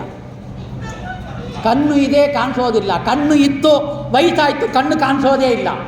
ಹುಟ್ಟಿದ ದಿನದಿಂದವೇ ಕಣ್ಣಿಲ್ಲ. ಮತ್ತು ಎಲ್ಲರಿಗೆ ಕಣ್ಣಿದ್ದರೆ ಅವನಿಗೆ ಕಣ್ಣಿರಬೇಕಲ್ಲ. ಹಾಗಂದರೆ ಇಲ್ಲಿ ಯಾರೋ ಒಬ್ಬ ವ್ಯಾಪಾರ ಮಾಡ್ತಾ ಇದ್ದಾನೆ, ಯಾರೋ ಒಬ್ಬ ಈ ಗೇಟಿಗೆ ಬೀಗ ಹಾಕಿದ್ದಾನೆಂದರೆ ಯಾರೋ ಒಬ್ಬ ಒಂದು ಬೀಗ ಆಗಬೇಕು. ಆದರೆ ನೋಡ್ತಾ ಈ ಪ್ರಪಂಚ ಸೃಷ್ಟಿ ಮಾಡ್ತಾ ಇರೋನು ಒಬ್ಬ ಸೃಷ್ಟಿ ಮಾಡಿ ಆಯಿತು, ಪ್ರಪಂಚದಲ್ಲಿ ಬಂದಾಯಿತು. ನಾವು ಈ ಬಲಕಣ್ಣಿರುವ ವಿಶ್ವಂಬರೂಪಿ ಭಗವಂತನನ್ನು ನಾವು ಚಿಂತನೆಯನ್ನು ಮಾಡಿ ಅವನಿಗೆ ಈ 3 ಕರ್ಮದಲ್ಲಿ ನೋಡುವ ಕರ್ಮವನ್ನು ಒಪ್ಪಿಸಬೇಕು ಅಂತ ಅರ್ಥ. ಈ ಕರ್ಮವನ್ನು ಮತ್ತು ಕನಸು ಅಂತ ತಗೊಳ್ಳಿ.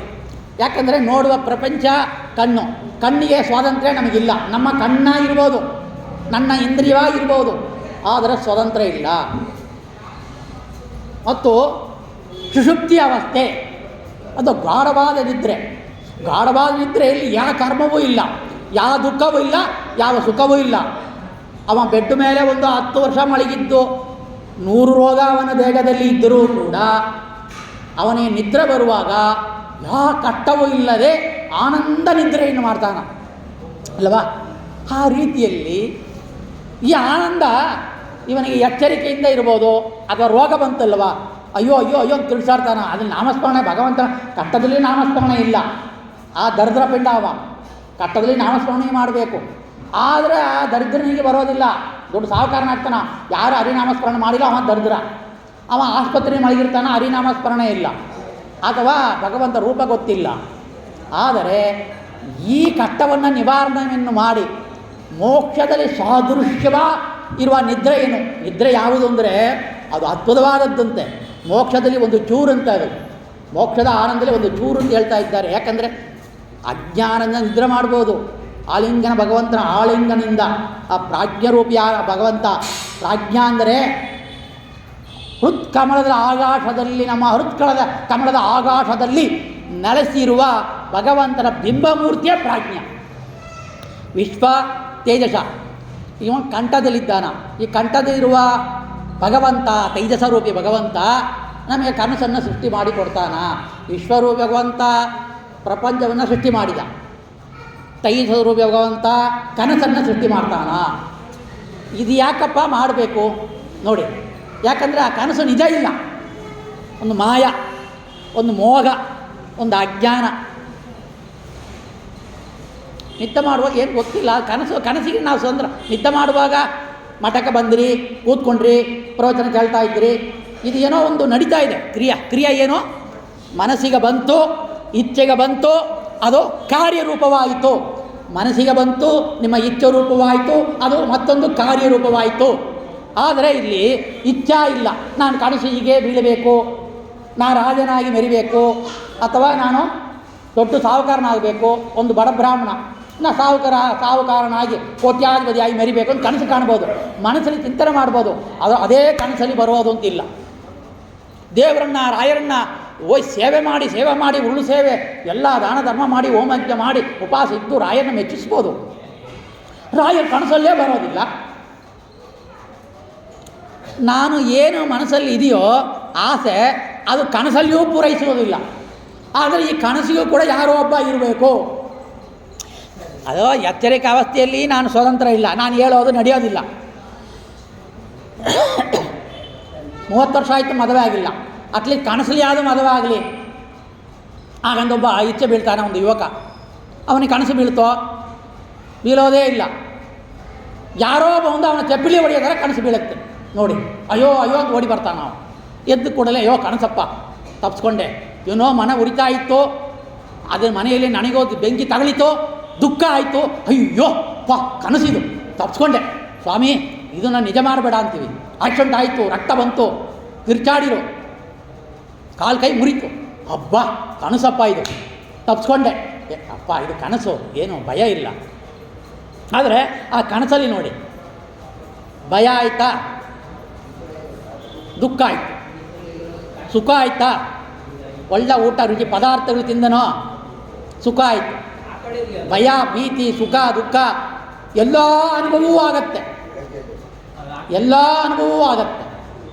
ಹಾಗಂದರೆ ಈ ಅನುಭವ ನಾನು ನೆನೆಸಿಕೊಂಡಷ್ಟು ನಡೆದಿಲ್ಲ. ನಾನು ನೆನೆಸ್ಕೊಂಡೆ ಕನಸು ಬಿದ್ದಿಲ್ಲ. ನಾನು ನೆನೆಸ್ಕೊಂಡೆ ಕನಸು ಬಿತ್ತು, ಅದು ನಿತ್ಯ ಬೀಳೋದಿಲ್ಲ. ಹಾಗಂದರೆ ಈ ಕನಸು ದೊಡ್ಡ ಮಹತ್ವವಾದದ್ದು, ಅದ್ಭುತವಾದದ್ದು, ಅಸಾಧಾರಣವಾಗಿರುವ ವಿಷಯ ಇದು. ಆ ರೀತಿಯಲ್ಲಿ ಈ ಭಗವಂತ ನಮ್ಮ ಕಂಠದಲ್ಲಿ ಇದ್ದುಕೊಂಡು ಕನಸು ಎಂಬ ಪ್ರಪಂಚಕ್ಕೆ ಜೀವ ನೋಡಿ. ದೇವತೆಗಳಾದರೆ ಸಾಂಸರು ಅಂದರೆ ಇಂದ್ರದೇವರು ದ್ವಾಪರಾಯುಗದಲ್ಲಿ ಅರ್ಜುನನಾಗಿ ಅವತಾರ ಮಾಡಿದ್ದು ಎಲ್ಲರಿಗೂ ಗೊತ್ತಿದೆ. ದೇವತೆಗಳು ಅವತಾರ ಮಾಡ್ತಾರೆ, ರಾಮಾಯಣ ಕಾಲದಲ್ಲಿ ಕೂಡ ಅವತಾರ ಮಾಡಿದ್ದಾರೆ ದೇವತೆಗಳು. ಅವರು ಮೂಲ ರೂಪದಲ್ಲಿಯೂ ಇರ್ತಾರೆ. ರಾಯರು ಶಂಕುಕರ್ಣ ಎಂಬ ಕರ್ಮಜದೇವ ಮೂಲ ರೂಪದಲ್ಲಿ ಅಲ್ಲಿ ಇದ್ದಾರೆ. ಶಾಪ ಕೊಟ್ಟು ಬಂದಿದ್ದು ಬೇರೆ, ಇಮಿಡಿಯೇಟ್ ಎಲ್ಲ ಹಾಗೆ ಬಂದ್ಬಿಡೋದಿಲ್ಲ. ಅವರು ಒಂದು ರೂಪವನ್ನು ತಾಲಿ ನಾವು ಅಯ್ಯೋ ಹುಟ್ಟಿಬಿಟ್ನಪ್ಪ ಎಂಥ ಕಟ್ಟ ಬೀಳ್ತೀವಿ ನಾವು ಹೇಳ್ತೀವಿ ಇಲ್ಲ. ಆ ರೀತಿಯಲ್ಲಿ ಅಯ್ಯೋ ಈ ಪ್ರಪಂಚದಲ್ಲಿ ಈ ಮನುಷ್ಯರ ಜೊತೆಯಲ್ಲಿ ಹುಟ್ಟಬೇಕು, ಮನುಷ್ಯ ಅನ್ನವನ್ನು ತಿನ್ನಬೇಕಲ್ಲ ಹಾಗಂತವೇ ಹೇಳ್ತೀವಿ. ಬರ್ತಾರೆ ಅವರು, ಕಟ್ಟದಲ್ಲೇ ಬರ್ತಾರೆ. ಅದು ಸಾಧನ ಆಗಬೇಕು ಅಂತ ಹೇಳೋದ್ರಿಂದ ಬರ್ತಾರೆ. ವಾಯುದೇವರ ಆಜ್ಞೆ, ಪರಮಾತ್ಮನ ಆಜ್ಞೆ, ಕಥಾರೂಪದಲ್ಲಿ ಅಲ್ಲಿ ನಡಿಬೇಕು, ಆ ಜ್ಞಾನ ಭಗವಂತನ ಜ್ಞಾನ ಹುಟ್ಟಿಸ್ಬೇಕು ಅಂತೇಳಿ ಅವತಾರ ಮಾಡ್ತಾರೆ. ಅದು ಅಪ್ರೋಕ್ಷ ಜ್ಞಾನಾನಂತರವಾದ ಕರ್ಮಕ್ಕೆ ಸಾಧನ ಆಗುತ್ತೆ, ಅದಕ್ಕೆ ಹುಡ್ತಾರೆ. ಆದರೆ ನಾವು ಪಾಪಿಷ್ಟಿಗಳು, ನಾವು ಅಲ್ಪ ಜೀವರು, ಮನುಷ್ಯ ಜೀವರು. ನಮಗಿರೋದು ಒಂದೇ ದೇಹ, ಒಂದೇ ಅನುರೂಪವಾದ ದೇಹ. ನಾವು ಮಾತ್ರ ಒಂದು 10 ರೂಪ, ರಾಯರಿಗೆ 700 ರೂಪ, 700 ಬೃಂದಾವನಲ್ಲಿ ಇದ್ದು ಸಾಧನೆ ಮಾಡಿಕೊಂಡು ನಮ್ಮನ್ನು ಅನುಗ್ರಹ ಮಾಡ್ತಾ ಇದ್ದಾರೆ. ನಮಗೆ ಮಾತ್ರ ಒಂದು 10 ರೂಪ ಪಡೆದುಕೊಳ್ಳುವ ಶಕ್ತಿ ಇದ್ದರೆ ನಾವು ಏನು ಮಾಡ್ತೀವಿ ಹೇಳಿ? 10 ರೂಪ ಖಾಲಿ ರಾಯರ ಆರಾಧನೆಯಲ್ಲಿ ರಾಯರ ಮಠಕ್ಕೆ 10 ರೂಪದಲ್ಲಿ ಭರ್ಜರಿ ಊಟ ಮಾಡ್ತಾ ಇದ್ವಿ. ಇಲ್ಲ ಒಂದೇ ದಿನದಲ್ಲಿ ಒಂದು 4 ಮುಹೂರ್ತ ಇರಲಿ, 4 ರೂಪ ತಾಳಿ 4 ಮುಹೂರ್ತಕ್ಕೆ ಅಟೆಂಡ್ ಮಾಡಿ ಅಲ್ಲಿ ಎಲ್ಲ ರುಚಿಯನ್ನು ನೋಡಿ ತಿಂತಾ ಇದ್ವಿ ನೋಡಿ. ಆ ರೀತಿಯಲ್ಲಿ ನಮಗೆ ಇಲ್ಲ ಪ್ರಾರಬ್ಧ, ನಮಗೆ ಇಲ್ಲ. ಒಂದೇ ಮದುವೆಗೆ ಹೋಗಬೇಕು, ಒಂದೇ ಮಠಕ್ಕೆ ಹೋಗಬೇಕು, ಒಂದೇ ದೇವಸ್ಥಾನಕ್ಕೆ ಹೋಗಬೇಕು. 10 ಮನೆಗೆ 10 ಫ್ಲಾಟಲ್ಲಿ ಕಟ್ಟಿರ್ಬೋದು, ಬಾಡಿಗೆ ಬರ್ಬೋದು. 2 ಮನೆಗೆ ಹೋಗಿ ಮಲಗೋಣ ಅಂದರೆ ಇನ್ನೊಂದು ರೂಪದಲ್ಲಿ ಮಲಗೋಕ್ಕಾಗೋದಿಲ್ಲ. ಒಂದು ಬೆಡ್ರೂಮ್ಲಿ ಒಂದು ರೂಪದಲ್ಲೇ ಮಲಗೋಕ್ಕಾಗತ್ತೆ. ಇನ್ನೊಂದು ರೂಮು ಇನ್ನೊಂದು ಕಡೆ ಇದ್ದರೂ ಕೂಡ, ಇನ್ನೊಂದು ಬಂಗ್ಲಾ ಬೇರೆ ಕಡೆ ಇದ್ದರೂ ಕೂಡ ಅಲ್ಲಿ ಹೋಗಿ ಮಲಗೋಕ್ಕಾಗೋದಿಲ್ಲ. ಅದಕ್ಕೆ ಹೇಳೋದು ನಾವು ನಿರಾಂಶರು, ಆ ಶಕ್ತಿ ನಮಗೆ ಇಲ್ಲ. ಆದರೂ ಕೂಡ ಮಲ್ಕೊಂಡಿರೋದು ಯಾರೋ ನಾನೇ, ಕನಸು ಕಾಣ್ತಾ ಇರೋದು ಯಾರೋ ನಾನೇ, ಕನಸಲ್ಲಿ ಅನುಭವ ಮಾಡ್ತಾ ಇರೋದು ಯಾರೋ ನಾನೇ. ಮಲ್ಕೊಂಡಿದ್ದೀನಿ, ಏನೂ ಆಗಿಲ್ಲ. ಆದರೆ ಅಲ್ಲಿ ಕನಸು ಕಾಣ್ತಾ ಇರೋನು ಒಂದು ಬಡ ಬ್ರಾಹ್ಮಣ, ಕನಸು ಮಾತ್ರ ಆ ಪ್ಲೇಸ್ ಅರಣ್ಮನೆಯಲ್ಲಿ ರಾಜನಾಗಿ ಮರಿತಾ ಇದ್ದಾನ, ಎಲ್ಲರಿಗೂ ಆರ್ಡ್ರ್ ಮಾಡ್ತಾ ಇದ್ದಾನ, ಭಕ್ಷ್ಯ ಭೋಜ್ಯ ಎಲ್ಲ ಅವನ ಮುಂದೆ ಇಟ್ಟು ಎಲ್ಲ ಊಟ ಮಾಡು ಅಂತಾರೆ. ರಾಜನಿಗೆ ಚಾಮರ ಬೀಸ್ತಾ ಇದ್ದಾರೆ, ಒಳ್ಳೆ ಭರ್ಜರಿ ಊಟ ಹೊಡಿತಾ ಇದ್ದಾನ. ಎದ್ದು ನೋಡ್ರೆ ಹೊಟ್ಟೆ ಹಸಿವು. ಅಂದರೆ ನೋಡಿ ಭಗವಂತನ ಆಟ ಹೇಗಿದೆ ಅಂದರೆ, ಅವನಿಗೆ ಏನು ಪ್ರಾರಬ್ಧ ಇದೆಯೋ ಆ ಪ್ರಾರಬ್ಧವನ್ನು ಸುಖರೂಪವಾಗಲಿ ಅಥವಾ ದುಃಖ ರೂಪವೇ ಆಗಲಿ, ಕನಸನ್ನು ಪ್ರಪಂಚವನ್ನು ನಾವು ಹೇಳಿದೆ, ಏನೋ ಜೀವಾತ್ಮರಾದ ಮನುಷ್ಯರು ಇರುವ ನಮ್ಮನ್ನು ಅವ ತುಂಡು ಮಾಡಿ ಒಂದು ರೂಪವನ್ನು ಇಲ್ಲಿ ಅರ್ಜುನನಾಗಿ ಹುಟ್ಟಬೋದು.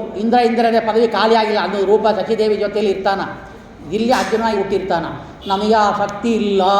ಅದಕ್ಕೆ ಕನಸು ಎಂಬ ಪ್ರಪಂಚವನ್ನು ಭಗವಂತ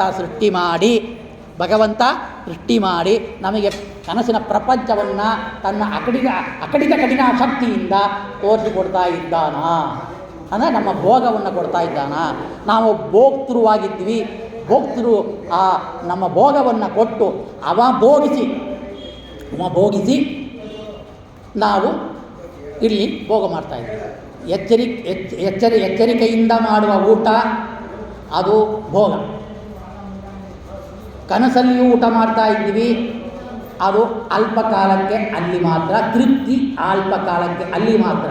ಎದ್ದ ಕೂಡಲೇ ಆ ತೃಪ್ತಿ ಇಲ್ಲ, ಹಸುವೆ. ಆಮೇಲೆ ನಾವು ಈ ಪ್ರಾಜ್ಞರು ಭಗವಂತನಿಗೆ ನೋಡೋಣ. ಇದು ಏನು ಅರ್ಥವಾಯಿತು? ನಮ್ಮ ಬಲಕನ್ನಲ್ಲಿ ಇರುವ ಭಗವಂತ ಜಾಗೃತ ಅವಸ್ಥೆಗೆ ಕಾರಣವಾಗಿರ್ತಾರೆ. ಅದಕ್ಕೆ ನಾವು ಎದ್ದ ಕೂಡಲೇ ಕೈಯನ್ನು ಉಜ್ಜಿಕೊಂಡು ಕರಕ್ರಯ ವಾಸುದೇವಲಕ್ಷ್ಮಿ ಕರಮಧ್ಯೆ ಸರಸ್ವತಿ ಹಾಗಂತೇಳಿ ಪ್ರಾರಂಭವಾಗ್ತೀವಿ. ಪಾದಸ್ಪರ್ಶಂ ಕ್ಷಮಕ್ಷಮೆ ಅಂತೇಳಿ ಲಕ್ಷ್ಮೀದೇವಿಯನ್ನು ಪಾದವನ್ನು ತುಳಿತಾ ಇದ್ದೀನಿ, ಭೂಮಾದೇವಿ ಕ್ಷಮಿಸು ಹಾಗಂತ ಹೇಳ್ತೀವಿ. ಎಲ್ಲರೂ ಮಾಡುವ ಕೆಲಸ ಏನು ಒಂದು ಬಿಟ್ಟಿದ್ದಾರೆ ಅಂತಂದರೆ, ಶಾಸ್ತ್ರದಲ್ಲಿ ಹೇಳುವ ವಿಷಯ, ನಾವು ಎದ್ದ ಕೂಡಲೇ ಕನ್ನಡಿಯನ್ನು ನೋಡುವ ವಾಡಿಕೆ ಆ ಕಾಲದಿಂದ ಇದೆ. ನಮ್ಮ ಅಜ್ಜಿ ಹೇಳ್ತಾ ಇದ್ರು, 2 ಹಾಕ್ತೀನಿ ನೋಡು, ಕನ್ನಡಿಗೆ ಮುಖ ನೋಡು. ಅಜ್ಜಿ ಏನು ಬುದ್ಧಿದೆಯಾ ನಿನಗೆ? ಎದ್ದ ಕೂಡಲೇ ಅಲ್ಲೂ ಉಜ್ಜಿಲ್ಲ, ಕಣ್ಣು ತೊಳೆದಿಲ್ಲ, ಒಂದಿಲ್ಲ, ಕನ್ನಡಿ ನೋಡು ಅಂತ ಹೇಳ್ತೀಯಲ್ಲ, ಹಸಿಯಾ ಮುಖ ಎಲ್ಲ ಡ್ರೆಸ್ ಮಾಡಿಕೊಂಡು ಕನ್ನಡಿ ನೋಡ್ತೀನಿ ಬಿಡು. ಆದರೆ ಒಂದು ಅಲ್ಲಿ ಶಾಸ್ತ್ರ ಇದೆ, ಶಾಸ್ತ್ರ ಸುಮ್ಮನೆ ಇಲ್ಲ. ಅಲ್ಲಿ ಕನ್ನಡಿಯಲ್ಲಿರುವ ನಮ್ಮ ಪ್ರತಿಬಿಂಬವನ್ನು ನೋಡುವಾಗ ನಮ್ಮ ಕಣ್ಣನ್ನು ನೋಡಬೇಕು. ಆ ಬಲಕನ್ನಲ್ಲಿರುವ ನಾವು ಹೇಳುವ ವಿಶ್ವರೂಪ ಭಗವಂತನನ್ನು ನೋಡಬೇಕು. ಈ ವಿಶ್ವಂಬರ ಮೂರ್ತಿ ಭಗವಂತ ವ್ಯಾಪ್ತನಾಗಿದ್ದಿ ನನಗೆ ಕಣ್ಣು ಕೊಟ್ಟು ನನ್ನ ಕಣ್ಣಲ್ಲಿ ಇಟ್ಟುಕೊಂಡು ಈ ಪ್ರಪಂಚವನ್ನು ತೋರಿಸ್ಕೊಡ್ತಾ ಇದ್ದಿಲ್ಲ, ಇದು ನಿನ್ನ ಪೂಜೆ. ಇವತ್ತು ಮಾಡುವ ಎಲ್ಲ ಎಚ್ಚರಿಕೆಯಿಂದ ಕರ್ಮಗಳು ಕೂಡ ನೀನೇ ಮಾಡ್ತಿ ಎಂಬ ಅನುಸಂಧಾನ ಕೊಟ್ಟು ಮಾಡು ಅಂತೇಳಿ ಈ ಮಂತ್ರವನ್ನು ನಾವು ಹೇಳಬೇಕು. ಏಕವನ ವಿಂಶತಿ ಮುಖ ಶಬ್ದಾಂಗ 19 ಮುಖ ಇರುವ ಭಗವಂತನೇ, 4 ಕೈ 2 ಕಾಲು 19 ಮುಖ ಇರುವ ಮಧ್ಯಭಾಗದಲ್ಲಿ ಆನೆ ಮುಖ ಗಜಮುಖ ಇರುವ ವಿಶ್ವಗುರುಗೆ ಭಗವಂತನೇ ನಿನಗೆ ಈ ಕರ್ಮ ಪೂಜಾ ರೂಪವಾಗಲಿ ಅಂತ ಕನ್ನಡಿಯನ್ನು ನೋಡೋದು ಆ ವಾಡಿಕೆ. ಯಾರಿಗೂ ಗೊತ್ತಿಲ್ಲ, ಸುಮ್ಮನೆ ಹೋಗಿ ಕನ್ನಡಿ ನೋಡ್ತಾ ಇರಬೇಕಾರೆ ಇನ್ನೂ. ಆದರೆ ನಿಜವಾದ ಅರ್ಥ, ಶಾಸ್ತ್ರ ಅರ್ಥ ಇದನ್ನು ನೋಡಿ ನಾವು ಕನ್ನಡಿಯನ್ನು ನೋಡಿದರೆ ಮಾತ್ರ ಅದು ಭಗವಂತನ ರೂಪ ನೋಡಿದ್ದಾಗತ್ತೆ.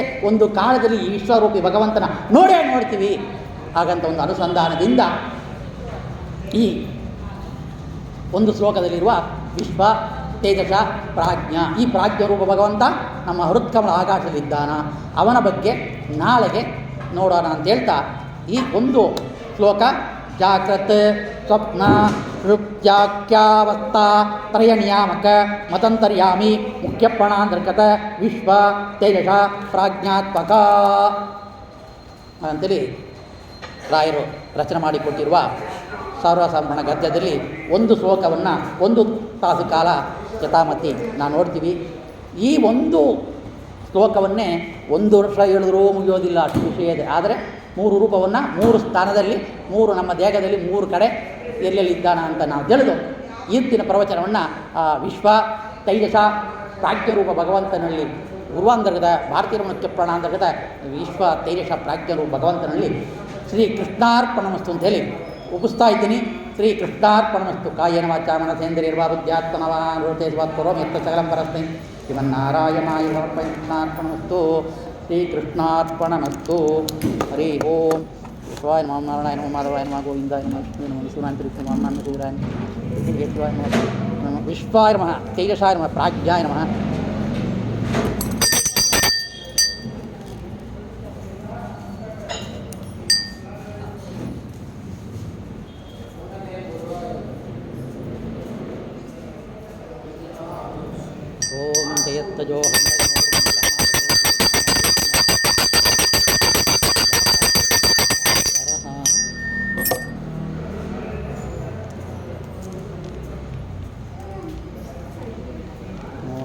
ದಿಯೋವಿತ ಪುನಃ ಪ್ರಜ್ಞಾತಿಥಿಯಸ್ತು ಕಾರ್ಯ ಸಾಧಕ